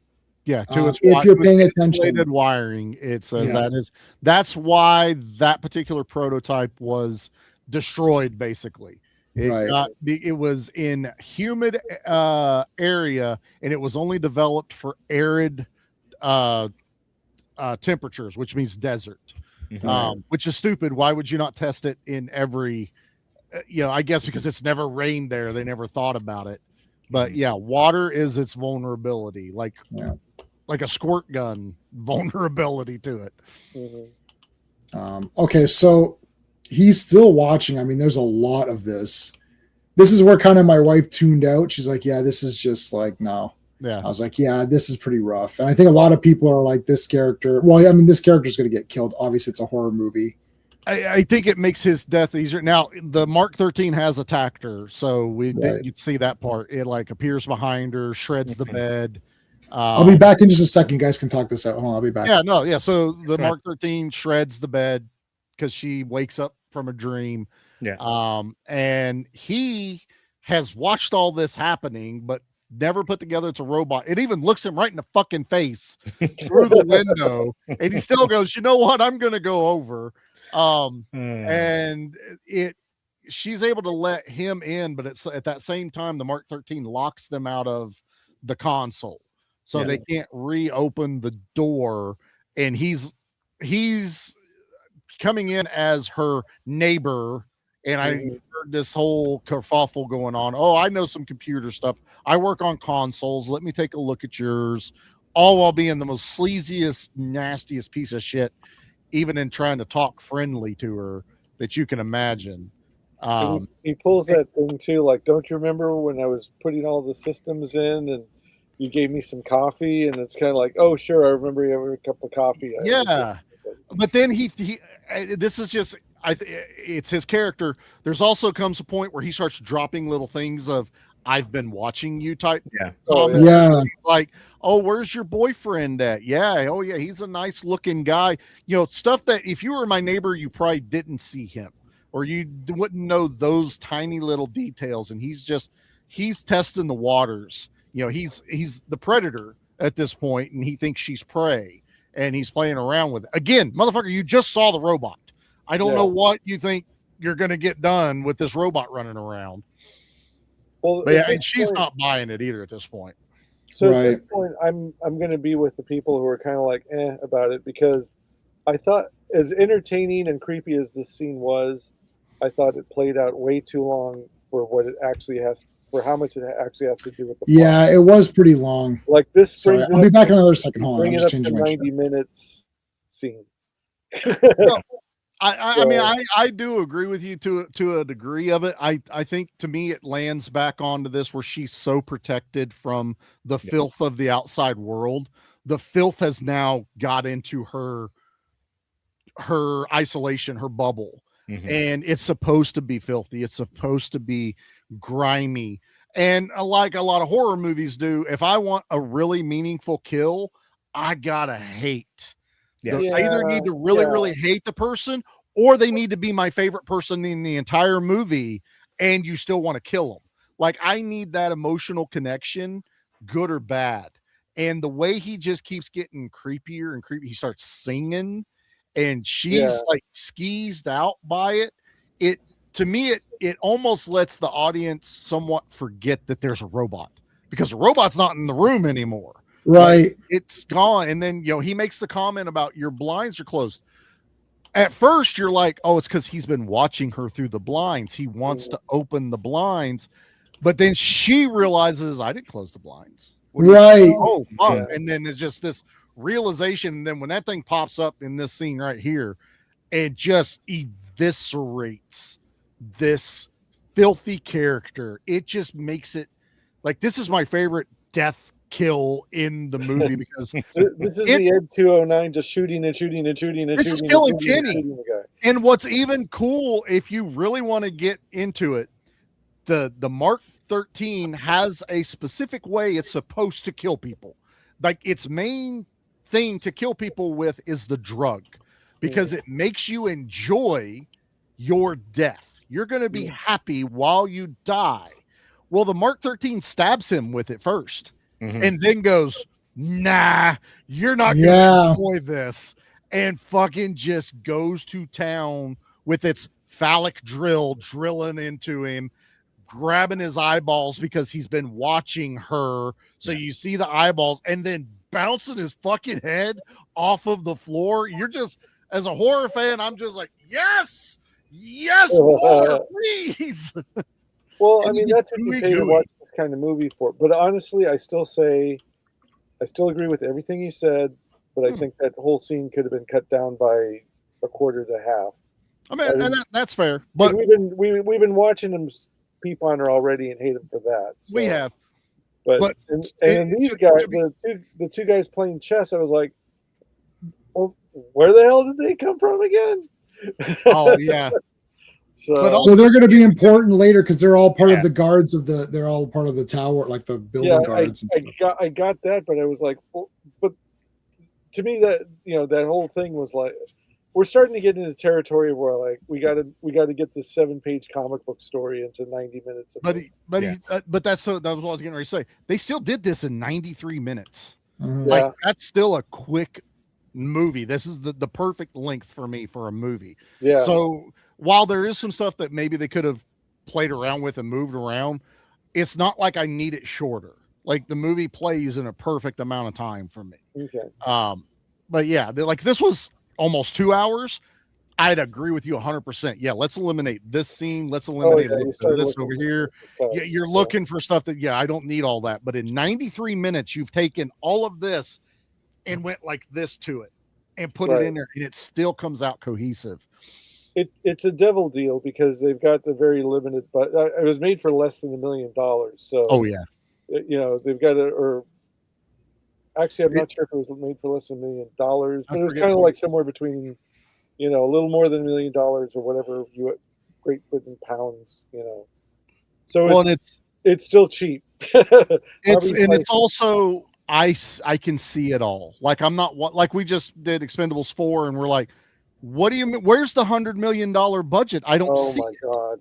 Yeah. I see all of the budget here. Sure. Like, every dime I see on the screen right now. Yeah, so if they got to keep the budget low and they got limited sets and they have limited actors and it's kind of like, yeah, you could, and you have to pad out the film time to 90 minutes to get it to run in the theaters. It's kind of like there's worse ways to pad it out. So the budget was $1.5 million, $1.5 million Wow. to make this movie. Still looks more like more. So, and honestly, opening weekend US and Canada 2.3 million, gross worldwide 5.729. So for a movie that kind of got lost in obscurity, it made money. Yeah, that's kind of wild. Hey, Slade, and Slade has his ticket stuff from seeing this in the theater. Man. All right, Slade. When I thought that this movie was a flop because it just came and went out of theaters so fast. So when they were talking about it again, when the lawsuit from 2000 AD came along, I was like, what are they even fighting over? I mean, they're fighting over $50 or something. Yeah, there's no profit to fight over. Why are they even bothering? So, but I think it was just they wanted to get themselves like a screen credit at the end. So I think they were asking for. That's why they asked for screen credit, not money. I don't think there was ever going to be a financial gain, right? But just having that provenance of our name is associated with it. I mean, they probably had to get the okay or even a small check from Umbrella to, get these new releases done. So now they have to be gone through and, given the thumbs up. So it's just about being spotlight given to you for your property. It's like, I don't want any money. The movie's already been out. It's already done, but just give me the credit that's due. That's all. Although any money coming to a company nowadays is, they'll take it. Yeah. True. Well, between this and the two Judge Dredd movies, this is their most profitable film. Yep. That's dry. Yeah. I mean, that's crazy to think, but wow. That's nuts. All right. So now it's attacking her full on. Yep. She's trying to escape. It's hard to see all these parts, so I'm going to go a little quicker. It's just like this entire like third act now is going to be just the full on attack. Yeah. She's pretty much on her own for most of it. And then Shades is on his way, but he's completely high and he's super high. Like he's just like, I can't figure out what's going on. So he's trying to get there. Yeah. Here's some of the, I guess it's like building security superintendent kind of maintenance guys trying to get in to kind of help her out. Yeah. And they're all good guys. Their deaths were supposed to be a lot more elaborate, but they just didn't have the time. That was some cheesy black on black crime. Cause I was like, what that's how you die? Oh my God. Yeah, that was hilarious. Actually, that was some Keystone Cop's death, man. I was like, come on. Usually we don't make it out of the trailer, but then that's how you die in this movie. Come on. Yeah, these guys lasted a long time. Like they were doing pretty good. I thought they were doing all right, and then that one guy just got nailed by the guy that died. You're like, oh man, wow, damn! Like what happened? You can tell it's a Harvey Weinstein movie because he dies like the dude from Pulp Fiction that they have to put. Get the brains out of the Jerry curl. Yeah. Oh yes, they Marvin, shot him. What are you doing? Man, I done shot Marvin. Why'd you shoot Marvin? I didn't mean to. You hit a bump or something. I don't know. Yeah. All right. This is what the movie was up against. September 1990. Goodfellas, The Witches, Postcards from the Edge, Pacific Heights, Wild at Heart, The Exorcist 3, Pump Up the Volume, and Narrow Margin. That's a tough lineup, man. Yeah, but see, Goodfellas? Those are all like normie movies, though. This wasn't the. I mean, the sci-fi none of except for maybe The Exorcist 3, the kids movie, and then the what was the sci-fi Exorcist? This was like Exorcist 3 was like its stiffest competition that week. Yeah. The question but that also explains why it made money. Yeah. The question would be how many theaters it was in too, right? Yeah. Right. Ooh, that's a good. Yeah. I don't find that. I will tell you this: I did not go see Postcards from the Edge that weekend. I did see Pacific Heights though. Is that Michael Keaton where he's messing with the couple, Meg Ryan? Is it Meg Ryan and whoever or whatever? Yeah, I don't remember the dude, but yeah.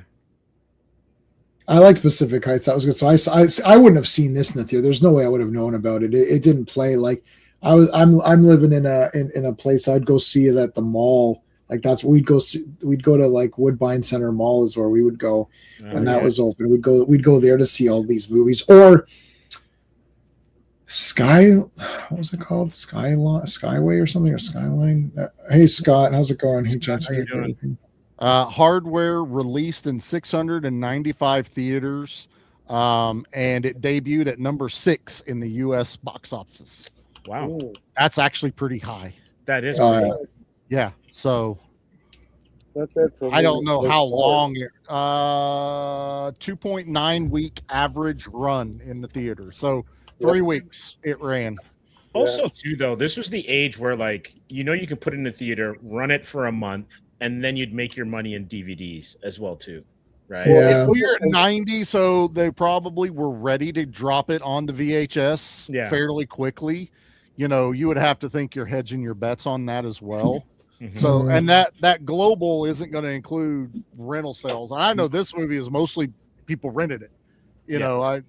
Like Ross is first person I knew that went to the theaters, and then Slade. Yeah. I know 2 people that saw it in theaters now. Right. But I do know more people that rented it than that have seen it. Well, my mom never found a bargain movie theaters that she didn't like. So a lot of this kind of movie, that's a pretty short run, because this kind of movie might have played the 2 or 3 weeks and then just followed the bargain theaters out into the And that's fine. And they won't record the bargain theaters because they're just buying the reel from somewhere else, and then I don't even know if really the movie studios make anything off of the dollar theaters or 50-cent theaters. It's just like I got the reel of the movie and threw it out there. The popcorn, really. Exactly. So Because when I remember, like, because we didn't have a VCR in 1980, and I saw like Flash Gordon played in theaters for about 3 months, but they were like way out in the boonies and like $1.50 and cheap popcorn and lots of kids. I remember movies going back to theater before VHS was prevalent. Yeah. A movie would come out, and then the next year the movie would be back in theaters again. Star Wars, only the big ones though. Well, Star Wars did it. Snow White, Disney did it. I think Ghostbusters did it too. Like it played for a little bit, then it went back. Karate Kid is one that did. Like it was the big ones. But I do remember that because it was late 80s before we got a VCR. I remember renting a VCR. Yeah. That was like a big deal. Like Big time. wow, we're gonna rent a VCR and the movies. Like, holy, the dad got a bonus this month or something. We're gonna get like 6 movies and make this count. we're doing great, man. I remember that big ass hard case that it came in like it was Fort Knox. Yeah. And Dad's like, no one touched this fucking thing because it's going back exactly as we got it. That's 'Cause it. I ain't paying I guarantee you probably had to pay like a deposit or some shit Mm. too and got your deposit back. It's the suitcases you'd see in like those movies where the military's delivering some sort of device. Yeah. Yeah. Like a trunk. The timer's in the middle and there's these metal Yeah. cylinders around it. Yeah. That was and there was no remote control. You push all Nothing. the buttons on the VCR to do everything you That's wanted to. right. My Oh job. my god! And it wasn't that long ago, which is crazy. No, it really wasn't, guys. All right, hardware. Sorry, Jay, man. Yeah, no, I mean, I was just listening to the VHS stores and thinking like, I think we just bought one, and then we'd rent the movies. We never rented the actual machine, which is kind of interesting. Yeah, we only did it like I want to say we did it like twice, and then it was. By that time, you're like, you might as well go buy one, you know, Right. because eventually you're spending more money than anything.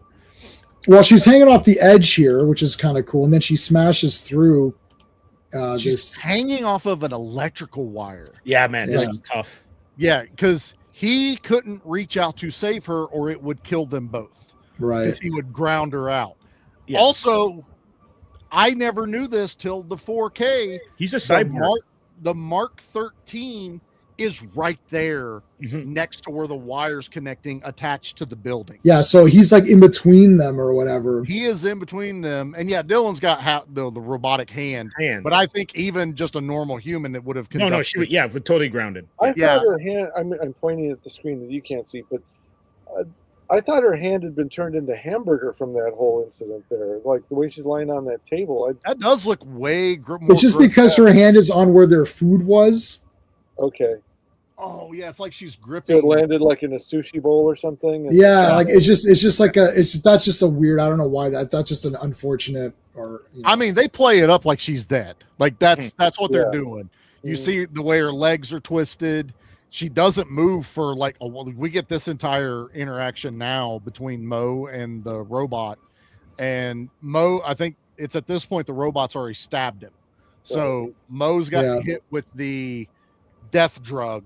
So now he starts feeling good, which is why we get the trip he goes on, which is him remembering all the good stuff. Like there's a moment where he doesn't have a robotic hand anymore. Mhm. You know, it looks like an error, but it's not. He's remembering something as a happy type thing. I'm also still, this I think is something we should interpret. It's probably coming up here in a little bit. I don't know if he realizes what's happening, and instead of allowing it, the robot to kill him, he cuts his own wrists. Like, is that just so he has his own control over his death in this moment? Or Yeah, I always thought it was a little weird because we know he's dying. That's the drug. yeah, because we saw and he should know too because he knows. He saw some of it, but I don't know if he knew every little detail though. Yeah, I I'm didn't not understand sure. this bit at all, and they made such a big deal about it. And they showed his hands, and Yeah, he has the What? boot knife. He pulls it. He cuts himself twice. Yeah. Like he Mhm. does the Yeah. one, and he sucks on the one, so he's trying to get because you're not sucking the poison out. It stabbed him in the chest, so he's getting the blood flowing out of his wrist, and then he cuts it again, all while he's still tripping on the drug, dying. So I'm like, are you trying to die faster? Are you trying to just make a statement of I'm in control of my own destiny and I'm not going to let this thing kill me? I'm going to kill myself in it. And I don't know. This has been one of those like creative decisions that Richard Stanley could probably answer and probably does. I don't know. I haven't watched the commentary yet, but this one's always kind of confused me. And then he's got the big trippy. Yeah, so here he is. He cuts. The spiral. Yeah, there it is, right there. Just. And I think he's just like I'm not gonna let this thing end me. I'll do it myself, but he's still gonna get the benefits of the drug because So maybe he doesn't know he's drugged, but maybe he knows he's dying. Like maybe he didn't know the specifics of the drug. Right. So I mean that's possible, but yeah, it's kind of wild that he does Or this. the robot can finish him off or something. I don't know. Well, I can't remember. Does the drug makes them happy that they're dying, but then the robot still has to kill them. No, the drug is supposed to kill them. The drug. Okay, the drug is enough. Okay. It destroys the cells, from what I remember. Yeah, so Yeah, it okay, destroys okay. all this. So you got to look at it in this way. So the government has created this droid to go after procreators, and the ones that are the highest offenders, they're going to kill them. They're not going to torture them like the Mark 13. The Mark 13 has been messed up. It's Johnny Five backwards. Right. It now wants to destroy. It almost kind of wants her in a way that we can get into later. That I kind of think kind of happens here, but this particular robot is about the torture because it stabs Porkins, which is supposed to be how they kill, but then it goes and goes more grotesque in the death. Right. So this one's malfunctioning, but the original intent was the drug was supposed to kill the people. Just stab them, make them happy. They'll die. We all feel better about ourselves, and that's it. So yeah, I think that was the original intent, but the robot also had other armaments, it shows, but it also adds a lot because that's what was laying around her apartment. I don't think the original had a saw blade or a chainsaw. No, those are her implements. Yeah. So Angry Gamer, hey, how's it going? We do have 5 votes. When I did my He-Man poll, we lost Ross there for a second. When I did my He-Man poll, I had 71 votes. So a lot more people were excited for He-Man than they were for this. But on this vote, we got 5 votes, and 2 people voted 5 out of 5. And then one person voted 4 out of 5, one person voted 3 out of 5, and one person voted 2 out of 5. So someone doesn't like this movie. Wow, 2 out of 5. That's crazy low. Have There's you no way. seen the movie, or are you just like, I want to be different and I don't want to follow convention? Yeah, that could be a. It's a bit. So we saw where she gets the bat here. She grabs the bat. Yeah, so this is still the dream. There he is The with dream, regular hands. Yeah. He also dies in almost like a pose. Kind of reminiscent to Shades when he's Right. getting ready to go on his trip.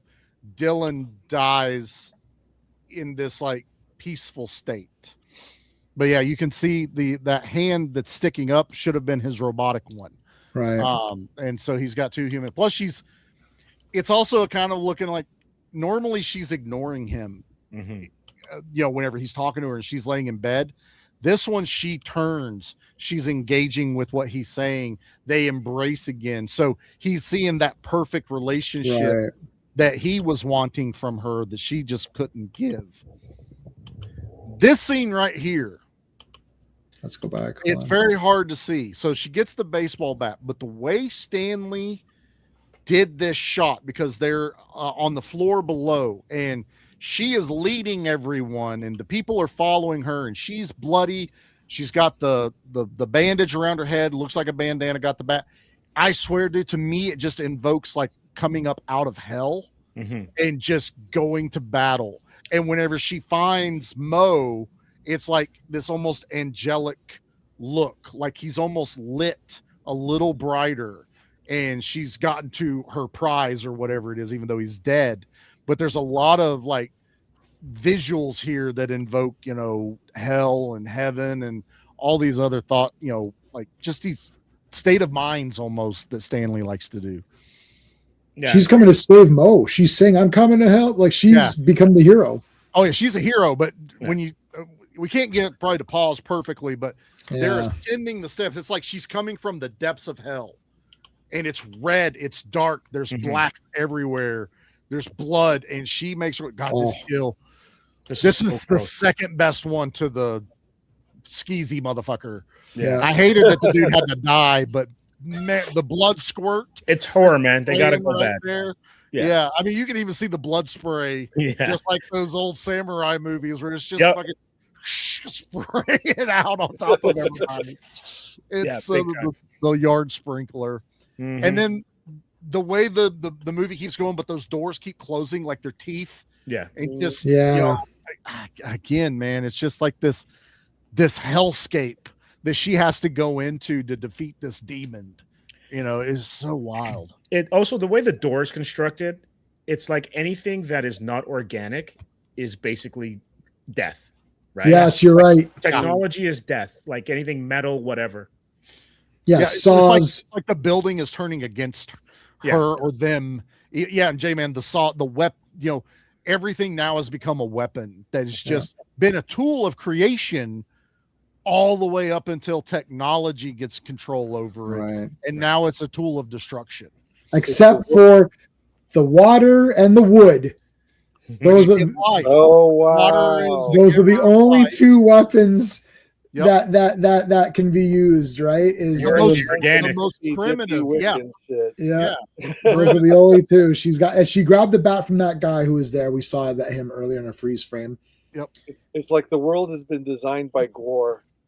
Yeah. There's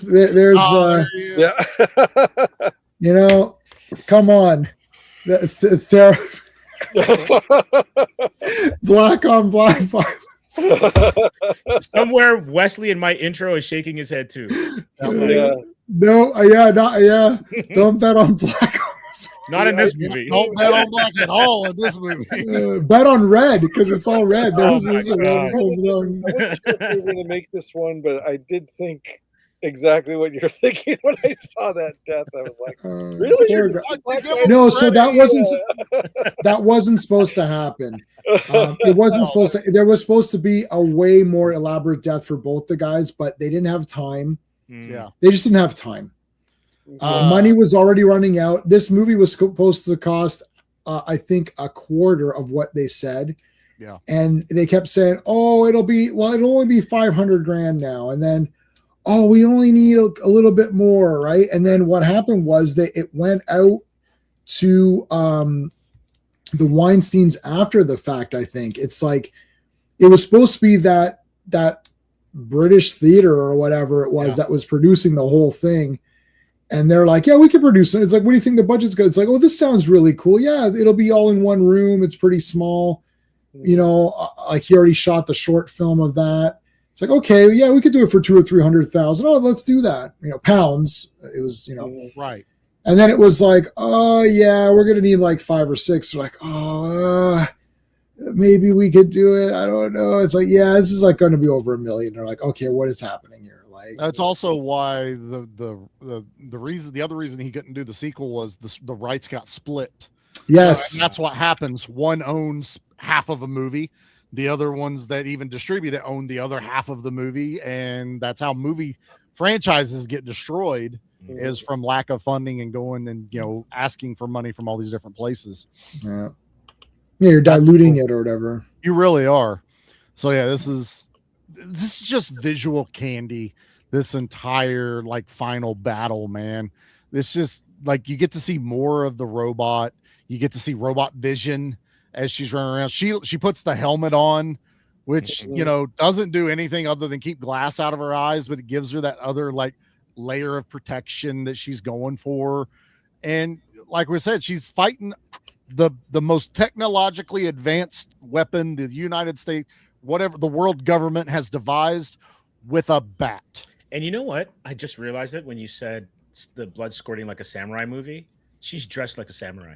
Yeah, she totally is. Oh. She's been wearing that robe that is reminiscent of a kimono. Yep. And even her headband, right? Yep. She and swinging a weapon that's not a sword but like a sword. Totally. Right. 1 second. I'm just putting some links. Oh, you're fine. Guys, we're streaming this on all of our platforms at the same time. So can you guys make sure you're subscribed to everybody? 2000 AD podcast. I had that here. I don't think all the links are in the description, but I thought I'd throw them up in the chat so it's easier for people. Yep. All right, let's continue on here. This is close. We're real close to the end here. This is the final battle. She's in the shower. And the drill is very phallic. And she uses the bat to bust it up. So it was like a reverse. It was basically Richard Stanley said, oh, I want to do a shower scene like Psycho, but then it gets reversed. Like she ends up fighting the thing back or whatever. Well, the first time it attacks her, it uses that drill and she's laying down. Very prone. It's very prone, very Evil Dead-ish tree scene. I love this bathroom scene because this is the only time that colors are just bright. This white tile, fluorescent light. It's so stark and drastically changed. And now the robot is all black. No more color to it. No more anything. It is charred because it got exploded by the acetylene tank. Plus caught on fire. He didn't show it, but when she thinks this movie has like 3 different endings because she thinks she's destroyed it, blown it up, and they all open that door and it opens wide and they're all like heroes, but Moe's got that shotgun on her and she's freaking out, and then she falls and that thing's on fire behind her. Like that shot is so freaking cool. Look at that. I love this. Yeah. That is a perfect grab right there, dude. Yeah, that's perfect. That's just coincidental. I think he stole that the shower head with the water coming out of it from Psycho. Oh yeah, he totally says that. This is his Psycho moment. Right. But it's way more visceral. But dude, that freaking Desert Eagle just pointed right, and it's like this in this moment. It's like this robot is cognizant of what it's doing. Like it stops and looks, and it's like you can hear it go, "Fuck." That's what you hear it say right now. Mm-hmm. And apparently, they don't have any Clorox spray in the future because that shower's fucking filthy. Yeah, nobody's gotten any from the Junkers or anything like that. So he readies himself. Like he treats getting this weapon as almost like a ceremony that he's got to do. and he jumped through. So there's these doors are closing, and he does do it for real. They didn't slow it down or edit, trick it, or anything. He really just jumps it. He made it. You can watch him doing the timing. He does. He does do it. It's shown on camera without cuts. And this is where it gets back into that, like, there's something there, because this is like his hero moment to save her. Right. You know, oh, that shot's cool too. Look at all the weapons that it has. God, look at that shot. There's its dick, Mhm. wagging out. I love the lighting, how they ran it through it, and that's the water hitting it, basically electrocuting it. But oh my god, dude, yeah. It just to be on a movie set creating this shit would be a dream. Like seriously, just what looks cool. What would you? And there's the broken bat. There beautiful. It is. Broken on the first hit. Yeah, you get that great shot, full bat. She swings it on its head, and when she whips it back, it's in pieces. Yeah, and it's hanging on for dear life. She hits it like 4 more times.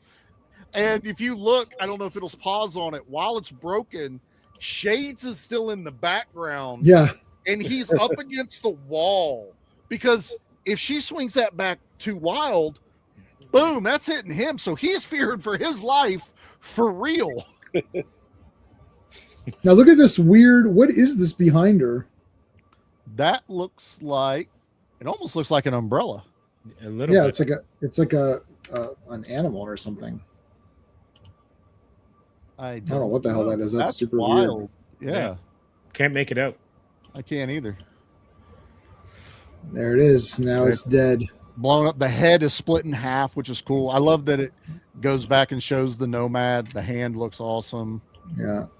So whose feet are more cut up, hers or John McClane's?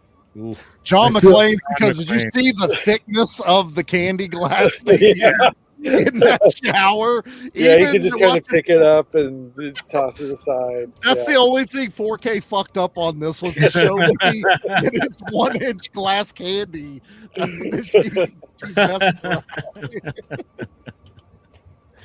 That's it. Oh, Too man. good. Yeah. Let's take a quick look. Let's take a quick look at the 2000 AD. Shock. Yeah, shock. 1 second. So, I mean, it's all over the place because it's just JPEG. Did you, Ross? Did you happen to find it? Or you didn't find it, right? No, it's in your drive, bro. Oh, is it in the drive? Oh, hold on a second. Well, it'll only take 1 second to download that. Oh, you're fine. We're good. 2008 annual and. So I'm going to boycott the Oscars because Deathstalker wasn't nominated for Best Song. I know it is the best song. It had to compete against Sinners, apparently. So I don't. Oh, that doesn't have a better song than Deathstalker. Nothing has a better song. What song are you talking about? That folk song that they It's sing, pretty the good. Irish one that they do. Like, what else got nominated for Best Song then? That's so good. Something What? from Wicked, probably. oh, I guarantee Wicked did, but Sinners, I think, has a nomination in almost every single category. Well, hold on a second. We're gonna play this for Deathstalker. I'll have my revenge, and Deathstalker too.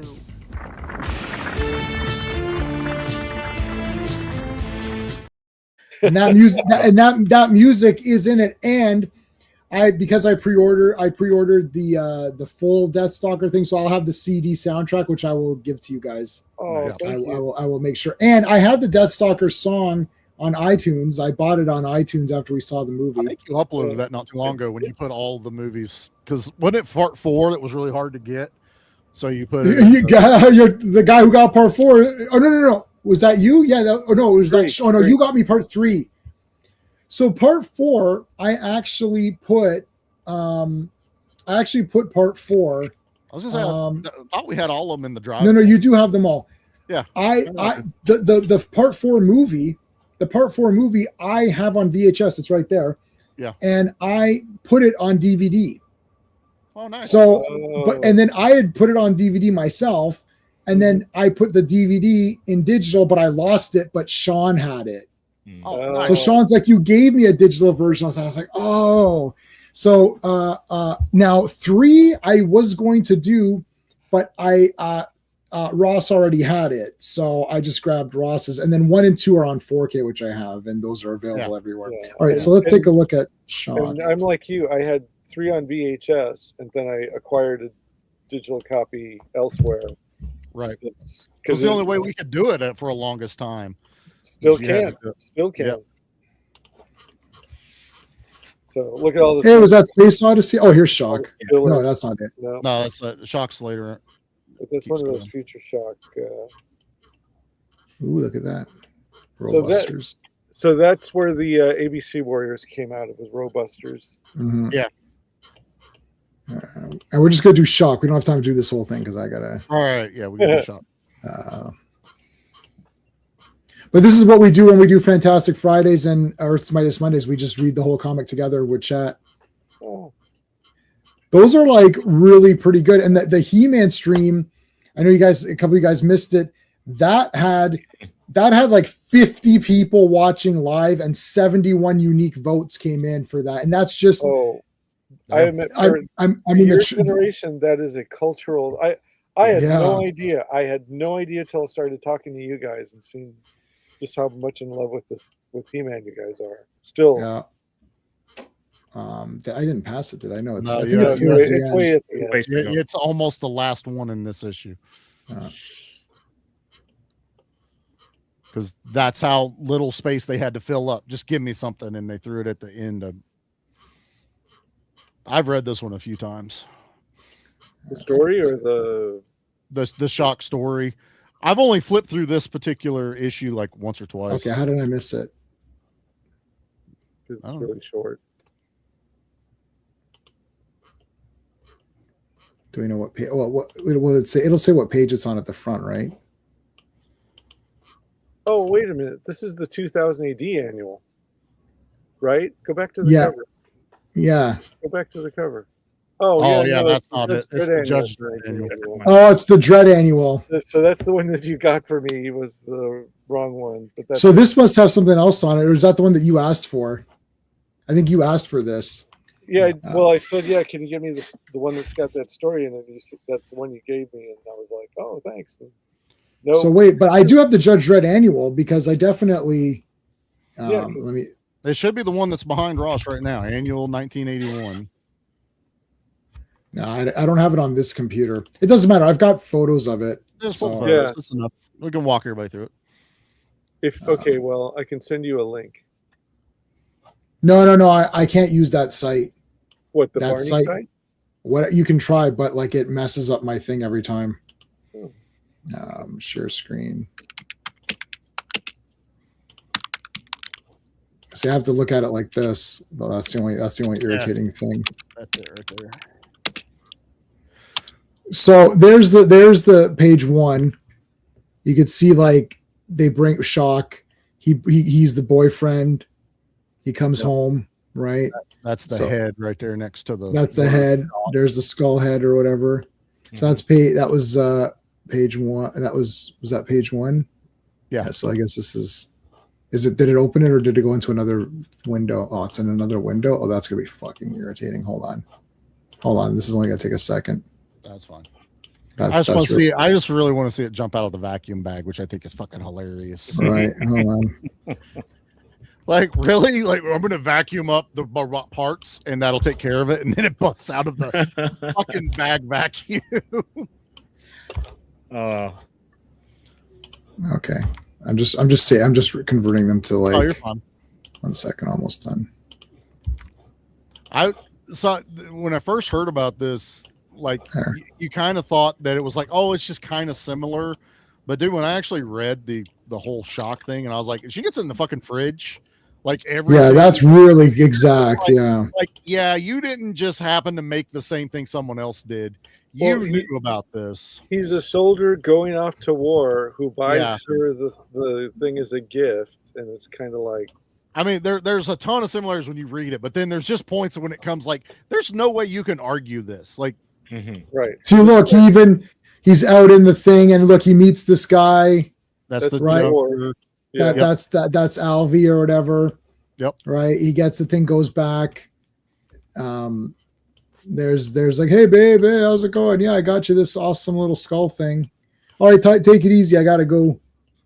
So then So- he takes off. The vacuum is like a helper robot. It's like a Roomba, but Right. back in 1981. And she goes, clean up this mess, and it vacuums up the pieces that he dumps out on the floor. Right. So that's why the vacuum's talking in that one square right there. All right. Yes, miss. It's like the Yeah, Jetsons. Yeah, so and it's Mhm. moving around in the background. And yeah, it's just about to do it. So she's talking to it, cleaning up the mess. She got her hot too, so that works for the Mhm. girl. But then you start seeing it rip, and then boom, it's already formed itself, jumping out of the vacuum. Oh, I man. love that panel right there. That's a great image. That is so freaking cool. Yeah. I So love it. far, the guy bringing her the robot head, and then it forming itself. The way it's happening is completely different with her being an artist and all of that. And, Yeah. and we didn't see the guy in the wasteland finding it and everything. So Right. like, It's all like add-on stuff because this is all Yeah, 'cause Yeah. you gotta the make it 7-page version bigger. of it. yeah. It says shock. I love Yeah, that. That's what shock. shock. So now it's actually just a half and it's attacking. Yeah, her. Eee! It has no legs, but it formed itself on there. And if you look on its chest, it's not the judge badge, but there's like a badge insignia on its chest, like military style. It's chasing her around. Surprise. Yep, that's where it's behind the blinds. Yeah, Mhm. behind the Jumps blinds. out and grabs. Mhm. Help, she- help. Hits acid in its eyes, Yeah. so she affects that. That's in there too. Yeah. Then just people passing by. Yeah. I love just a little bit of world building. She's got the spear weapon looking award thing. She Stabbed it. stabs it with. Yep. I killed him. It's over. Nope. Shocked to death. And then, She goes You into cannot the escape. kitchen. Yep. yeah. Hides behind. Now Mo's on his way back home, but the soldier. She's Yep. like, I killed it. I shocked it to death. No. Wow. Yeah, and she becomes Shock. Yeah. Now there is a color. Someone, I don't know where this came from. There's the badge insignia on its Right chest there. right there. Yep. Hmm. I think it was a later release on when they redid them. They did colorized versions. Oh yeah, Um, yeah. Yeah, So there you go. it's cool. Cool. It's unique, but honestly, once you read that and you go, yeah, that's hardware. There's no Yeah. denying it. Oh, definitely. That's definitely taken from there or whatever. It's at least worth screen credit. So Oh, I would agree. Yeah, I That's would fair. definitely agree with Yeah. that. Yeah. I mean the movie to me is like way better than that story because that's just like a Oh. goofy thing. But like, 100%. like you know, But like no, I would. it Jay. came from something that's cool. Jay, Yeah. if you were a vacuum, you would be horrified by that. I know. Yeah. It That's gets like tears out of Alien. the vacuum. Yeah. Hey, it they took them almost predicted 10 years Roomba. to get that story on screen, bro. So I mean, That's right. Yeah. Well, I think so. We should. I guess we'll do. So I showed Steven Salute of the Jugger, and he really liked it. And Sean has seen it now, and Charlie will watch it. I'm gonna And watch I've it. seen it. I've seen it like 6 times or whatever it is. And then Ross is gonna. Well, I've put on the drive for you guys Blood of Heroes. Now that should be a decent, okay quality, but it's missing 14 minutes, and it doesn't have the Jugger ending. And the Jugger ending to me is so awesome. Like again, my wife is watching a little bit. And I said, look at, and it's like, and then Sean messaged me, and the first thing Sean said was like, what the hell? That thing at the end was awesome. I was like, I know, that was ridiculous. So he's like, what the heck? Those guys were awesome. What the heck? So it's like, I was like, I know. And they have a name for them too, which I won't say what they are. But anyways, I was like, that's awesome.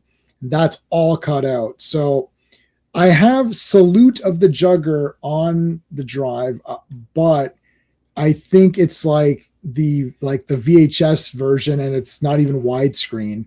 So by the way, that this 4K that Charlie and I've got, and Steve and Sean got, is the first time in widescreen, proper widescreen. it's the first time ever that it's been proper widescreen, because even Blood of Heroes, it's not 185 fully. It's, I don't know what it is. Yeah. But like, I have both of the files that you shared. yeah, so you can watch whichever. Watch Blood of Heroes if you want, then just watch the ending of Jugger.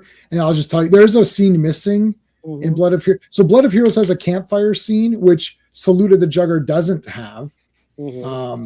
But in place of that, there's a really cool world building scene, and Charlie has never seen this. There's like a vehicle. There's actually a motorized vehicle that looks like a pretty awesome kind of. It's like, whoa. Okay. And Blood of Heroes has no vehicles, actually. If you watch that again, there's no vehicles at all. So for those that don't know, Blood of Heroes is the Americanized version of Salute of the Juggers. They cut it down, faster pacing, and that's what we had. Like until this, I didn't know there was another version of this movie, like fully released. Yeah. Yeah. So this is one of the few movies like it that I didn't see in the theater, and then it was like it'd show up at the video store and it'd be like, there's like other stuff I think I'll get to. Yeah, no, I'm loving it. Like, I just can't get enough of it. I was watching. Were you like totally into Blood of Heroes for a long time, and then this is just kind of? No, I saw nothing. He had never seen these till. I don't even know what this is. I went on Umbrella, and I was like, oh, I'm gonna order Dust Devil, and it's like, oh crap. It's like it's like, you know, $30 or $35 shipping. I thought, just on shipping threshold, yeah. So it's like $200 for free shipping. It's like, well, that means I need to spend another $100. I'm like, what am I going to get? you know what? There's logic to that. So there's logic. So I scrolled through and I saw the big like the two arms. I was like, ooh, this looks awesome. I was like, what's this? Salute of the Jugger. I was like, that sounds like a cool movie. That sounds like a cool name. I didn't watch the trailer even. I was like, who's in this? Like, oh, Rucker Hauer, Joan Chen. I was like, oh yeah, I'll get this. And I was like, okay, I'll get it. And then I started getting pumped up for it. I was like, I'm really excited to watch this Jugger thing. Like, what is this? It's like some weird, it looked like Mad Max or something. I was like, this is gonna be awesome. And then it took forever because it was already out, but Dust Devil wasn't out till December. Yep. Then it takes like a month to get it. So I got it in January, last week or so of January. And I was so excited. I threw it on, immediately watched it. I was like, holy crap, this was fucking awesome. What the hell? And then that's it. Rabbit hole. I watched all the Jugger tournaments. I was watching documentaries on the sport of Jugger, which came out of this movie. It's not called Jugger. They're called Juggers. Yes. But that's not what the sport is called. It's just called the game. They just call it the game. Yeah. But anyways, then I read all the rules to it because it comes in that thing. And I read all of I looked at all the production. So I didn't read the script because it's pretty close to what the guy wanted. It's the director, it's the writer-director. The writer is the guy, or the director and writer did Unforgiven, Blade Runner, Leviathan, a few other ones. It's like, I mean, it's crazy. Did you see Richard Norton was in the credits as stunts? Yeah, Richard Norton is in the movie. He's a Jugger. Yeah, he's a Jugger at the end, so you'll be happy to see Richard Norton. I was pretty shocked when I saw him. Yeah. And oh my God, who was in Judge Dredd, which comes back to the movie we watched tonight. Right, and the toe cutter is another villain in it because he's just forever villain. So it's like, he's that 3-name guy. I can't remember his name. I just know he's that 3-name guy with a hyphen. Something Burn. Keys. Keys Burn. Something. Yeah. Yep, so it's like, it's the toe cutter. He's just called the toe cutter. I know he's a Morton Joe, but I like toe Morton cutter. Joe later, but yeah. So I've got the two files that you shared with us. Right. And I watched Blood of Heroes because you said that was the better quality, and the Jugger one though is only like a VHS rip or something like that. Or I think so. I mean, I didn't. I just put it on there. I just looked to see if it worked because I'm watching the 4K. Like I can't. Right. But I watched the work print. The work print has all the footage of Blood of Heroes, like the campfire scene that's missing. And it has the Jugger scenes together, and it has extra scenes, but no extra scenes. It doesn't have any extra scenes. It just has longer versions of the scenes you already saw. Right. So the work print is bullshit, and it's not cleaned up because it goes from looking normal to looking like garbage so you could see where what was cut. Like they're literally walking. So like, for example, this doesn't spoil anything, when Dog Boy is injured, right? And they're walking away, and then Vincent D'Onofrio's character comes up to him and gives him one of the busters, is what it's called, to help him walk. So that is cut out of all prints. But like, then the next thing we just see, he's walking. Well, we could assume someone gave it to him to help him. Right. Yeah. Like it's nothing, right? The only differences are Blood of Heroes has the campfire scene where they talk about a jugger that scored on himself. And then that's it. And then, but that scene is not in Jugger, but in Jugger, there's another scene that's really cool that I thought was like awesome. It's like, oh, this is so neat. And there's a vehicle in it. I was like, oh, this looks cool. Cause I watched Jugger first and I saw Blood of Heroes. I was like, hey, shit, I was like, where's that? There's that weird vehicle. That's not there. And I was like, oh, there's this campfire thing. I don't remember this. It's like, oh, that's different. So I don't know. I like the campfire scene, but it really just is to explain that the Jugger, it's nothing to do with just them hanging around. So I'd rather have the other part, because the other part talks about the cities and stuff too. And in the end, it's Red City versus Black City. If you know that what the game that's happening, it's Black City that's fighting. Anyway, so but the ending in Blood of Heroes, it ends, and then in Salute of the Jugger, it continues on. And you'll notice something is weird now that I've said that, you'll notice it's weird because the credits start coming up while there's still footage going on, and the footage is muted, and there's footage happening like after the game footage. Okay. And there's still credits coming up, and you're like, okay, why would you do that? There's way more. There's like 5 minutes after that. Like, and what it is after that is awesome. And like the last shot is pumped up, but the second last shot is, you're like I'm sitting there thinking, oh, they've got to just they've just got to continue this. Like, this movie shouldn't end here. They just need to go right. Because Sean, man, as soon as Sean had seen it, we talked. He's like, "What the hell? That thing at the end." I was like, "I know what the hell was that." He's like, and I was like, and I thought it looked like something. I don't want to say it because Charlie. I want to see if Charlie. I don't want to be spoiled. I actually want to see it. I want not this spoilers because I want to see what you think it looks like, because. Yeah. I think that you're going to say the same thing that I'm going to say, and I don't want to say it just because I want to see if you say the thing. Yeah. Because I said it to Sean. I said, don't influence me. Yeah. I won't influence you. Yeah. I also like that Al's going to die because every time you've said Jugger, he's going to take a shot. So. Take it, Jugger.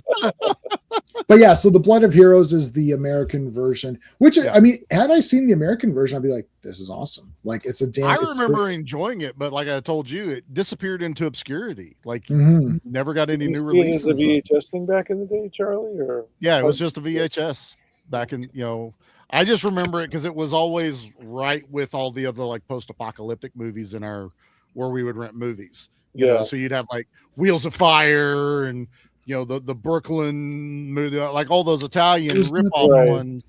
And then it would have Blood of Heroes. And I remember watching it the first time. I know we're going to talk about it eventually, but you're like, it's a sports movie set in Mad Max time. Like, it's totally out left field. Yeah, but it's still fucking great. Like, it's still a good movie. That's probably why I never saw it like in the first go around back in the days, because like it's one of those tournament movies. It's basically a post-apocalyptic Kumite movie, and I was like, yeah, but Rutger Hauer is not a Kumite guy. He's not like Van Damme or somebody you want to see in a. But to be fair, when you're watching, part of the reason I didn't love the movie is because the Jugger fights, they kind of look like they were just sort of lightly tapping each other with the weapons. Not in the ones I watched. Like, I showed it to Steve, and we're like, holy crap! Like, some people got friggin' nailed bad. Like, especially Gonzo at the end. I was like, shit, that guy got fucking nailed. I always like, when I saw it, it immediately made me think of like Rollerball. Stuff like I love Rollerball also. Stuff like that. So you got in. I like just the idea of this, like the world kind of stops, but it didn't. Like, people still needed to play sports. It's like the Rambo 3 where they're playing the game with the goat skin. Like, even in the midst of battle and all this other shit, they gotta let off some steam and play a game. I always kind of attribute it to that kind of feel. Sure. I'll give it another look. I'll give the longer version. Yeah. And I'm looking forward to I'll watching really it. Yeah. pay attention to the. So wait, did you watch Blood of Heroes? Did you watch the one I gave you already? Yeah, I watched the DVD rip of it all the way through. I thought it was pretty good. I thought it was okay, but I guess I was Death expecting Race just more. 2. You're right. Yeah. Okay. I know. I like I'll give it another look since you guys are like so hot on it. I Death enjoyed. Race. Once again, I enjoyed Hardware a lot more hearing you guys talk about it than I did just sitting about here watching. We're the ultimate hype team for Ross. No, but it's going to be it's going to be impossible to not like Salute of the Jugger after I friggin' like it's not going to be Point Break. That was like my most epic. That was fucking epic. That was epic, guys. So Steve, we were and Ross. I'll go to the actual Elite and find Point Break, and I'll find you the clip. Mhm. Like I watched Point Break when it came out. I thought this is a really cool movie. I like this movie, and then I had it on DVD or whatever, and then I never watched it. Then like Owen gave it to me on Blu-ray. He's like, "We're gonna do a stream on Point Break." I was like, "Yeah, that's a really cool movie." So I watched it on Blu-ray. I was like, "Oh my god, this is like pretty awesome." And I was like, "Okay, wait a minute." And then I ordered the 4K tin. Like I watched the Blu-ray and then ordered the 4K tin and then watched the 4K the next day. Mhm. And I wrote a shit ton of notes. So we're doing the stream and everyone's talking. This is I have to say this because this is a great moment for me. Like everyone's talking, oh, this is a great movie. They're saying all this stuff. And it's like, Jay, what did you think? And it was like a Ross 20, but like it was like 25 minutes of like super. But the thing is like, You ever seen The Last Dragon when Bruce Leroy came up out of the water and he's glowing? And he goes, "No, I'm the master." That was J-Man's chi fucking alive. He wasn't sitting, he was levitating. He was reading notes as opposed to my rambles of Yeah. go nowhere. He's saying he talked. All he did was open his mouth and light shone through his mouth. And all of us just absorbed the enlightenment that was J-Man's essence. And Nice. yeah, it was As the fucking Point Blank- wild. no, but you got to watch Steve's Blank Prophet. like, yeah, you got to watch Steve's like, he's like, oh, like, because he didn't like Bodhi or whatever, but and I had a thing with that, but like I don't know what happened, guys. Like I watched that movie and I discovered the meaning of life, and I was like, wow, this is amazing. But like there was evidence. I had evidence for every point I Backed made. it all up. This was not I love the movie. This was J-Man. You would have thought he had done his entire college thesis Right. on Point Break. Yeah. And we're all like all of it. I'm pretty sure. No, I went before you, thank God, because there was no way I was going to fucking follow that. Yeah, I think Because I was just like, it's badass, it's awesome, it's skydiving and surfing and Keanu Reeves. J-Man turned into Keanu Reeves. Like that's what happened in that fucking episode. Like that's the one I tell people about. Check out Action Elite.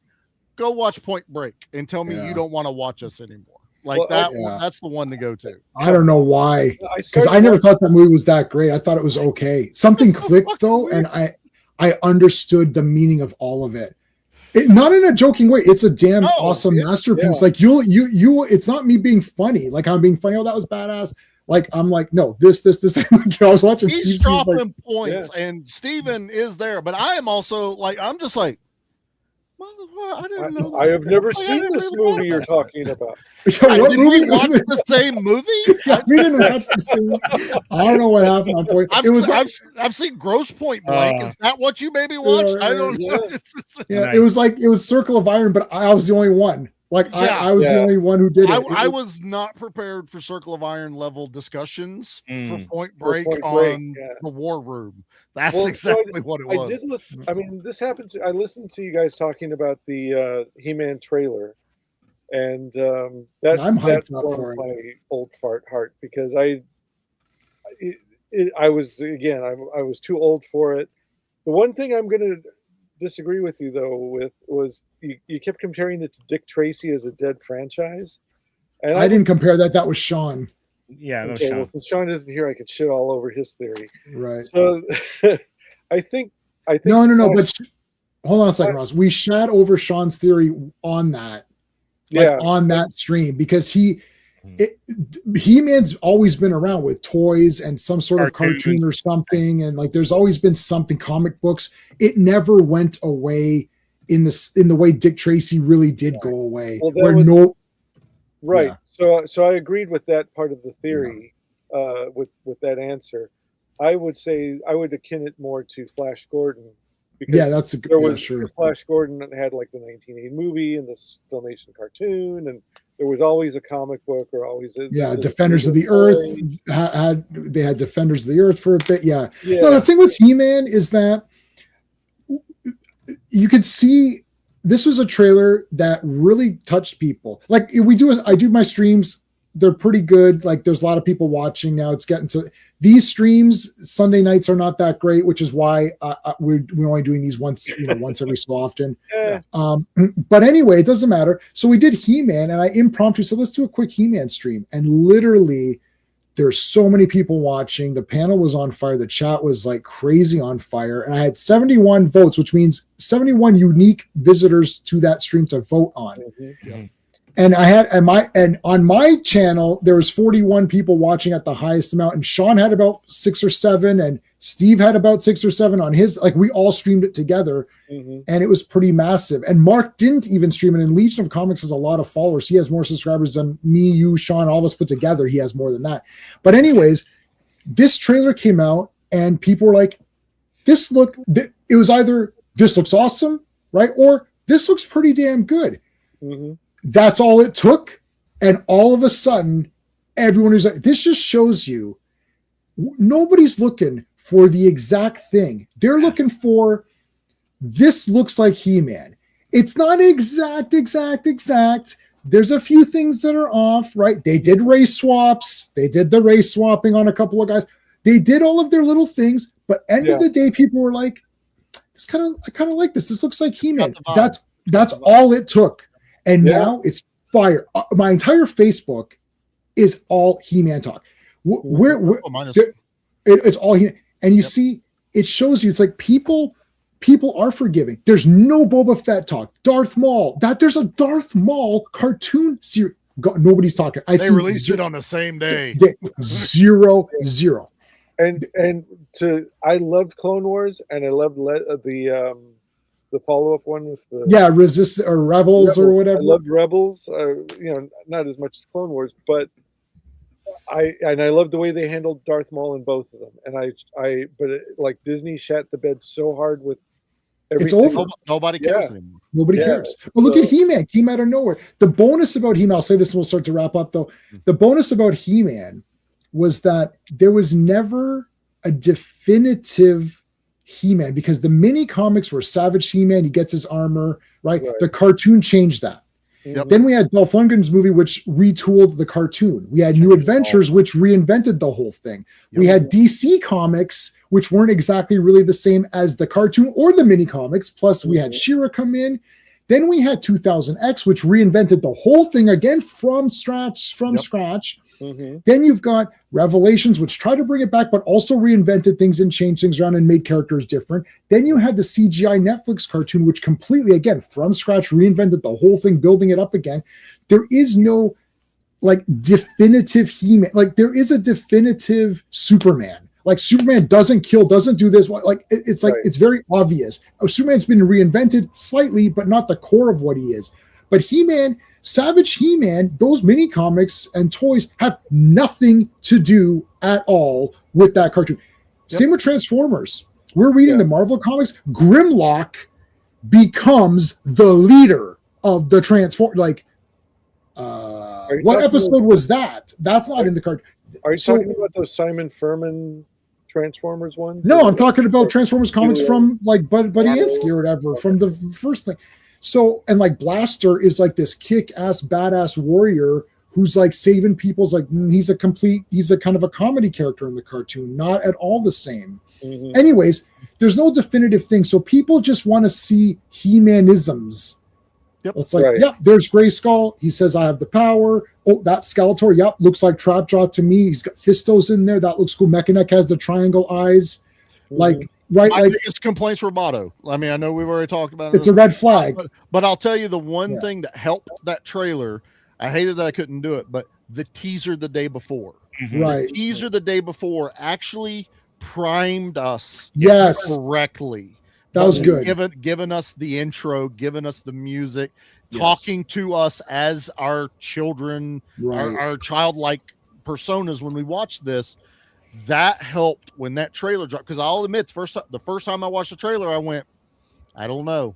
But you know Yeah. what I did? I watched it again. And then I Yeah. watched it again. And then Yeah. every time I watched it, I went, I'm feeling it. I'm Yeah. liking it. I don't really like this, but I'm liking everything else. And yeah, like I'm there. And it's I'm blown ready. up. Like my channel's not that big, but to have that many people tuned in just to hear us talk about the trailer, same as we did here, chaptered it, like went through. Yeah, screen no, by screen. fandom is 100%. Masters of the Universe, Ghostbusters, Yeah, they're like, in. Like the things you guys, when you were, if you were like Transformers. 5 years old when it came out, then that's what's popular now. As long as And it's they're- done Prime, yeah. halfway. So it's not that. So what this movie is proving is that it's not that difficult, and B, Amazon's doing it. So that's pretty pathetic that these people can't seem to get any of it, and it's still going to have. You never know. Maybe it's a garbage movie. Nobody's saying it's 100% going to be awesome, Yeah. but I can only go by what I'm seeing as it's given to me. You So I can saw the gender toys. swap The a toys look character good. and still make them cool. You can Yeah, gender Grayskull swap a looks character and good. Still make them cool. Yeah. So Like I've seen people bitching and they're like, "Whoa, where's Orko?" I'm like, they're not going to fucking show you everything in one trailer. Right. Like I don't want to see. I didn't want to see half of what's in there, honestly. Right. And Leave something for me to be if shocked about. if Orko's not in it, well, then he's not in it because maybe he'll be in the next one. The Dolph Lundgren movie didn't have him either. I'm not So- a big fan of Orko. You're not going to hurt my feelings. So what about me as a massive fan of He-Man? I don't really care about Orko. Yeah, So if I he's mean, not in it, you're not going to. Doesn't bother me. yeah, Doesn't you hurt don't the have movie. to have every little thing in it. But like the Batman animated series for me was that was awesome. Like, yeah, but it was Top like a tier. funnel for everything we ever liked about Batman. Yeah. in one place. Yeah, And it took for- it from the. for me to you crazy guys. I campy. hope.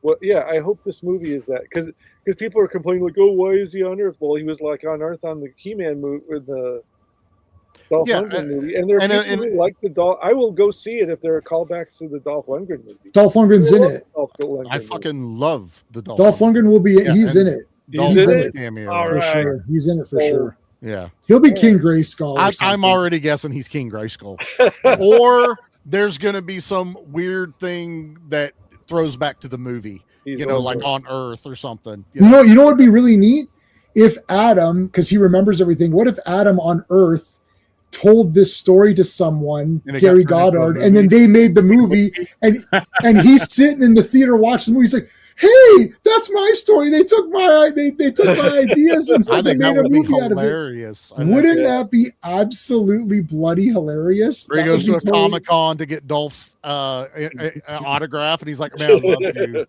in that movie." You know, just to acknowledge, because look, we don't want you. Hey, Sean, how's it going? what's up, brother? Yeah, Hey, We Sean. missed you, buddy. yeah, Shoveling snow again, I bet. yeah. I don't know. He messaged. I saw a message from you, Sean. I didn't get a chance to read your message. I'll take a look at it. But yeah, like, and you see this one trailer has ignited the movie could still be bad, but it doesn't matter. We're looking Hey. at a trailer. We were hyped at the first trailer of Revelations, were we not, J-Man? That Yeah. first Oh, trailer, for big time. yeah. Big time. We were excited. Yeah, I It was let us excited. down. It let us Yeah. down. Is So Revelations there's the always the Kevin Smith possibility. one? The Kevin Smith one. Kevin Yeah. Smith one, yeah. Yeah. And the intros and stuff to that, like having the paintings and showing, like they're talking about, like it's like that's awesome. Again, the first episode's pretty badass of that, right? It is. And then it's like she Tila shaves her head and it quits the Palace Guard, which she would never do. She's like a loyal. I don't understand. It's just so weird to me. It's like she's super loyal. She's not a coward. She wouldn't quit and get angry at Adam. You lied to me, and she quits. It's like it's so that's the way. You know why there's no strong women characters? Because that's the way they write them. Yeah. I bet you That's Tila. their idea of strong women characters now. Right. I bet you Tila in this movie will be a good person. You can see she's like, well, this is going to get crazy. She's probably going to be a good person, a good fighter, and a loyal friend. That's what Which is what she was So in the I don't know cartoon. what everything is flashing by my eyes when I'm watching that trailer. Was She-Ra in it? And were No, there- she'll be in it. They'll have She'll be an after credit again. Yeah, guaranteed after credits. She'll Guaranteed. be because All right. Hordak will be an after credit It's, type. Thing. they're too much. That's too much to pack. It's into one. way It's too too much. much. Like we've already seen Spike Or and like Yeah. like why is this in the trailer? But I'm No, okay Spike with it. Core, like, Yeah. and they went with the Spike or that flesh. I wish they would have gone. See again, nitpick. I wish they would have gone with Purple Stripe. And Goatman. What I know is- Goatman was. I like Goatman. This is where you guys lose me when you start talking about Stinkor and Moss. Hold on. No, hold on. Bullshit Wait a minute. Like, Hold on. The Wait. other old guys laughing with me. No. You're wrong. You know what? I'll tell you that I got an insider, not personally, but I know I watch a video of a guy. I watch a guy's channel who has an insider. The reason the names are all in it. Yeah. The reason the names are in it is that when Adam was still young, he grew up on Eternia for a while before he got sent to Earth. Mhm. And during that time, he named all of the guys so he remembered who they were. So it's his kid names for people. Which makes So, sense. Like Yeah. it's not going to be Kronos. He's like, oh, that's Trapjaw. He calls them Trapjaw, even though his name is Kronos. So it's what Adam named the guys to That's a- remember them. The Brilliant. kid You still can't mentality. tell- The you can't kid tell mentality the named from them. That time. Isn't the that guy's got a jaw that looks like a trap, and he's called Trapjaw. Even if you call him something cool, he still has that stupid jaw attached to his face. You got a guy who looks like a bee. It's like, oh my god, is this a guy from Yeah, the Buzz Simpsons Off. or what? Buzz off? You Yeah, got- yeah, but they're Yeah. named all of that. Yeah, but I mean, it's like Master Blaster. Why is he called Master Blaster? Because that's an awesome name. It's like like Wes I'm not here to and shit on you, Joe. Lord. I hope What is Lord every- Humongous? Like it's like that's I'm not a glad thing. that It's just they came up with a workaround for you guys. yes. See, Sydney you Sweeney. can say that with utter those names without embarrassment in public. I wouldn't imagine. Yes. Yeah, his name is Kronos. So there you go. Go home. Yeah. Right. And right. I've got a big trap jaw right there. Well, Fine. I've got a robot called Microtron that's got a giant. on the wall. Sure, So, Microtron's I mean, fine. what are you gonna do? Okay, that's it. We're gonna go. Yep. So It was the drill dick that did it, right? yes, everybody check everyone's links. Charlie's got a podcast. Make sure you watch that because I gotta go. We can't even plug anything. I'm on tomorrow. Steve's on with me. Whatever stream he wants to come on. Charlie's doing his action and horror movie stuff coming up, so check all that out. Some of us are going to be back for War Room on Wednesday, and Ross will see you on the next one, which will probably be Jugger Backseater came in at the end. Thank you, buddy. Say hi real quick. You say hi and bye. We're out. So brother. Guys, thanks for watching. Hardware is an awesome movie. You should watch it. It's 10 out of 10. Ross, despite what Ross says, believe us that it's 10 out of 10. Anyways, that's it. We got to go. Good journey. Hey friends, you've just been listening to J-Man, and he is the smartest person who ever lived. So make sure you like and subscribe.